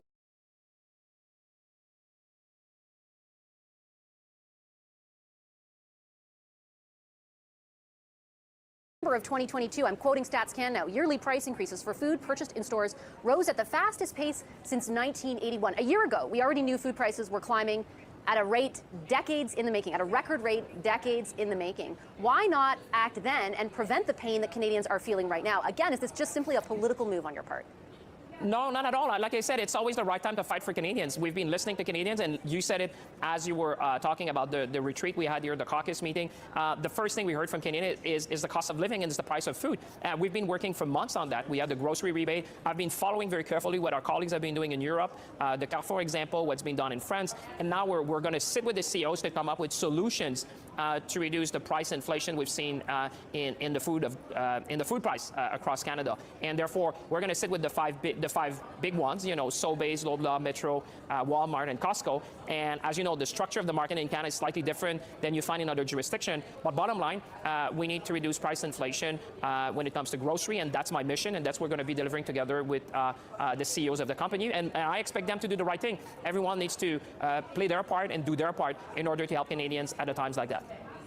Respectfully, Minister, you oversee the Competition Bureau, which for a number of years has been asking for greater teeth to, for example, compel the very grocery CEOs you just named into providing more information so they can more accurately ascertain whether there is price gouging actually happening. They mentioned that even in a report, I believe, in June of this year. Why haven't you done any of that if it's true that you are so committed to fighting for Canadians in this instance? Well, we've been, as you know, Vashi, we launched a big consultation on competition reform. The good thing, there's three things we're going to be doing. The first thing is actually, as you said, to give subpoena power to the Competition Bureau, because we've seen, for example, in the latest market study on grocery, the Competition Bureau could not receive all the documents they wanted to have in order to have a full assessment and transparency for Canadians. The second thing, we're going to have new tools to be able to block anti-competitive mergers. There's the outdated efficiencies defense that has been on the books in Canada for decades that we're going to be removing. And thirdly, we're going to be making sure that these collaborations that you've seen with different actors that would reduce competition. The best example I can think of is in some areas where people are leasing certain retail places, there's been covenant that would reduce competition. So my point is very simple for the folks who are watching at home. I want less consolidation, more competition, and lower prices. We've done that in the telecom sector. Now we're going to be making sure that the framework we have in the competition review will lead to lower prices for Canadians, and that's what they want. They want more competition, lower prices, and that's why this competition reform is much needed, and we'll move very, very quickly on that. But Minister, it hasn't moved quickly. And with great respect, again, you have not answered my question. You're saying a lot of things that you intend to do, that you've been consulting on, but you have yet to provide any evidence to Canadians listening tonight that the data supports only making moves to lower food prices or to up the teeth of the Competition Bureau now. I have presented you with evidence that these problems have persisted and existed for a long time for Canadians, and your government has failed to act up until this point. And Why? what's the best alternative? Would you say, Vashi, not to act? What I'm saying is that we're acting. My answer to that, it's always a good time to fight for Canadians. It's always a good time to fight to lower prices. That's what we've been doing. On the grocery, we had the grocery rebate, but we need to do more. That's what Canadians have been telling us. On competition, we already did a number of things in the last budget, but now we're saying we launch a competition review, but we're going to accelerate that because we understand that one way to bring more competition and lower prices is making sure that we do these amendments to the competition framework in Canada, so that leads to more competition, and we're going to be doing on an expedited basis with a bill in the House of Commons. So I would say on both fronts, we're acting. We're looking at all the tools at our disposal. Canadians watching understand that, there's some phenomenon that you can control necessarily on a national basis that have an impact on inflation, but what they expect from us is to use all the tools available that we have, the soft power we have with respect to grocery, to make sure that we reduce price inflation when it comes to grocery. When it comes to competition, they want us to take meaningful action there as well to make sure that we have a more competitive environment in Canada, and that's what we're doing. Minister, to that exact point, the Retail Council, which represents these grocers, points out that there are input costs that are in your control that have increased that the grocers say are leading to increases for food prices, namely, for example, directives around plastic packaging and the carbon tax. Why not revisit the policies that are under your purview and press pause on them, not forever, but just press pause on them to alleviate issues with food prices, in addition to whatever you're going to pursue with the grocery store CEOs? Well, I look forward to have that discussion, and I would say the frame that the CEOs should have when they come is to be in solution mode. This is not about pointing finger. This is not about finding defenses. This is about to take meaningful actions for Canadians. It's not about the government, by the way. This is about their customers. They're talking to their customers now. Their customers are saying, we need to tackle price inflation. So my mission with them is to sit down together, be in solution mode, to bring meaningful reduction in price inflation. So it's not the time to say, to be pointing finger. Canadians just want results. That's why I said, come to Ottawa, we'll sit down together, we'll have a number of experts which understand these things very clearly, and we're going to look at also international experience. But I would say for now, they should come with an open mind, with solutions, because it's not just the government of Canada wants that, it's millions of customers, of their customers, we're asking them also to take meaningful action. And I certainly take your point on that, but am I to interpret from your answer there that your government is open to pausing the carbon tax on some of the suppliers, for example, for these food stores, so that they can reduce the cost in that way? What I'm saying is that what I'm saying is that we're going to be looking at a number of things, like they've done, by the way, in France, like I've seen a number of initiatives also in the United States, like I've seen initiative, I think, in Greece and other countries. Different countries have been looking at different solutions to tackle that. And there's also the large food processors that we need to talk about what we're going to do. I talk also with my G7 colleagues. So there might be initiatives that are coming from that, but the message that their customers are saying, we need to tackle price inflation. And that's why we ask them to come to Ottawa. We're in solution mode. We're going to be working together to have meaningful responses and meaningful actions to deliver for Canadians. And I understand the ask that you're making of them. I'm simply asking you, Minister, if the federal government is also willing to look inward at what cost inputs they have purview over that they could perhaps press pause on and alleviate for Canadians, inclusive. Listen, we're going to be looking at different things. You know, you were mentioning their suppliers also have been increasing prices. We've been watching that carefully. I talked to my U.S. counterpart on that, talked to a number of counterparts also in Europe about that. So we're taking a macro view, but bottom line, folks who are watching at home and their customers, they say, take meaningful action to reduce price inflation. That's what people are telling us. So we need to work together, look at different things. The Canadian market is different than other markets, for example, in Europe or in the United States, where you have more competition. But at the end of the day, we need to come with meaningful solutions for Canadians. That's the mission I've been given. That's the mission that I give to them, because at the end of the day, that's their customers. So it's in their best interest to be working with me, that we work together and we find meaningful solutions for Canadians. What's a meaningful price decrease at the grocery store? That. What are you actually? But what are you actually going to compel grocery CEOs to do? And I ask genuinely because you're going to get a lot of headlines today that say you're going to force the grocery CEOs to lower the prices. But if it's by a few cents, I think that matters a lot differently to Canadians than by a few dollars. Well, listen, what we're saying, by the way, it's price inflation that we're tackling.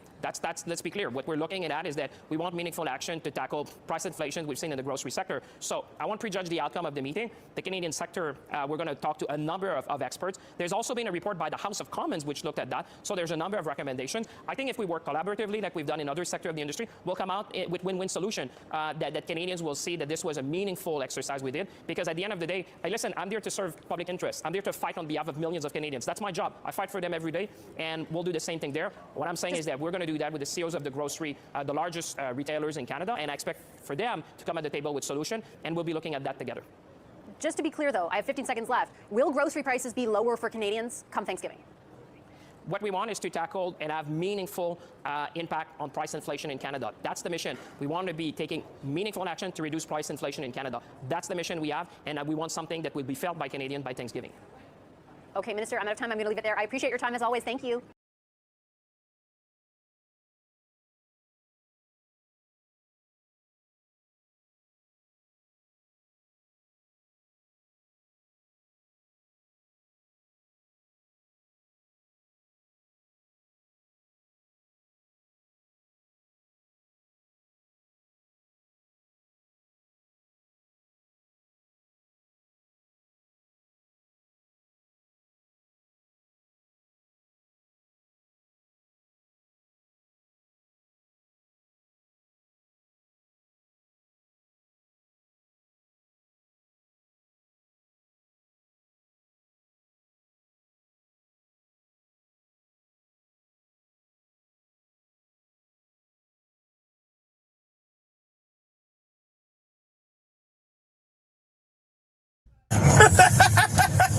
This video from a Seattle police officer's body-worn camera captures what sounds like a callous disregard for human life. I think she went up on the hood, hit the windshield, then when he hit the brakes, flew off the car. But she is dead.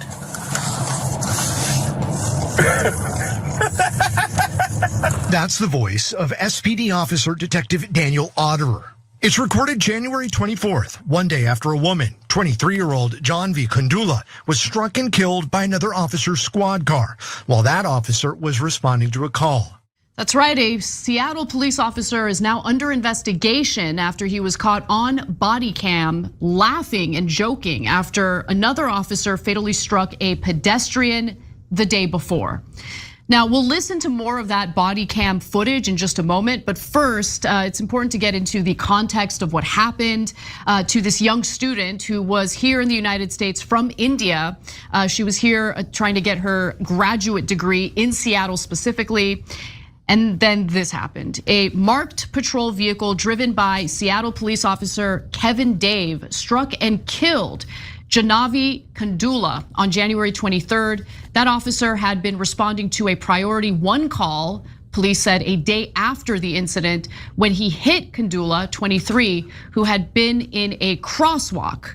So she was in a crosswalk. He was driving incredibly fast. He was definitely going over the speed limit. A report by the Seattle Police Department's Traffic Collision Investigation Squad later found that Dave had been driving at a peak speed of 74 miles per hour in a 25 mile per hour zone.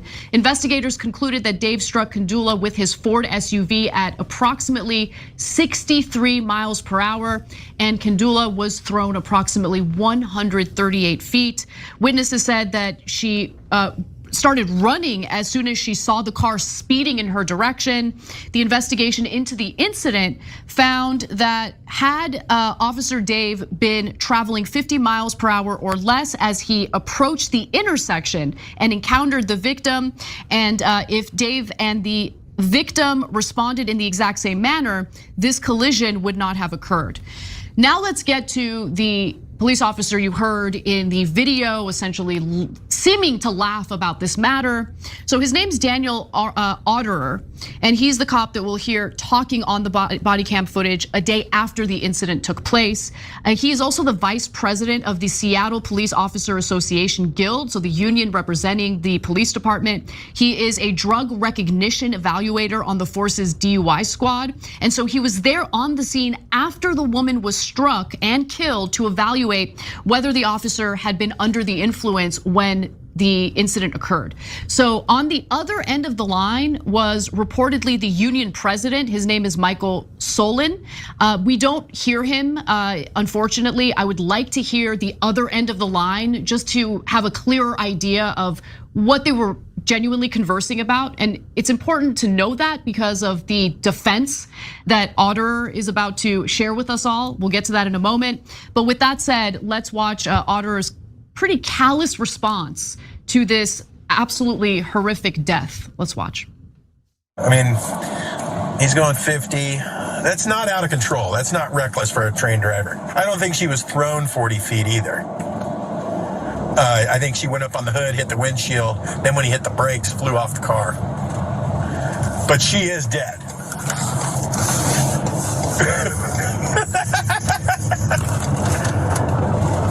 No, it's a regular person.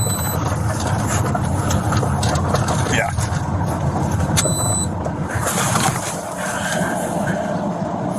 Yeah, just write a check. Just, yeah. $11,000. She was 26 anyway. She had limited value. Really hard to stomach those comments. Let's skip ahead to what he's claiming. Now, he hasn't spoken to the press about this. He hasn't put out some publicist statement about it, but he did essentially do a filing where he responded in a way. He responded in a way to basically defend himself. Okay, so he said this: "I intended the comment as a mockery of lawyers. I was imitating what a lawyer tasked with negotiating the case would be saying and being sarcastic to express that they shouldn't be coming up with crazy arguments to minimize the payment. I laughed at the ridiculousness of how these incidents are litigated and the ridiculousness of how I watch these incidents play out as two parties bargain over a tragedy." He continued to write in this filing with the Office of Police Accountability, "I do understand that if a citizen were to hear that, they would rightfully believe I was being insensitive to the loss of a human life. I also understand that if I heard it, it could diminish the trust in the Seattle Police Department and make all of our jobs more difficult. With all that being said, the comment was not made with malice or a hard heart. It was quite the opposite," he said. Oh, sure, yeah. By the way, he's got a bit of a history being pretty callous. I'll get to that in a minute. I want to hear your thoughts so far, Yeah. Jane. Well, I'm going to go to the members first because I think they nailed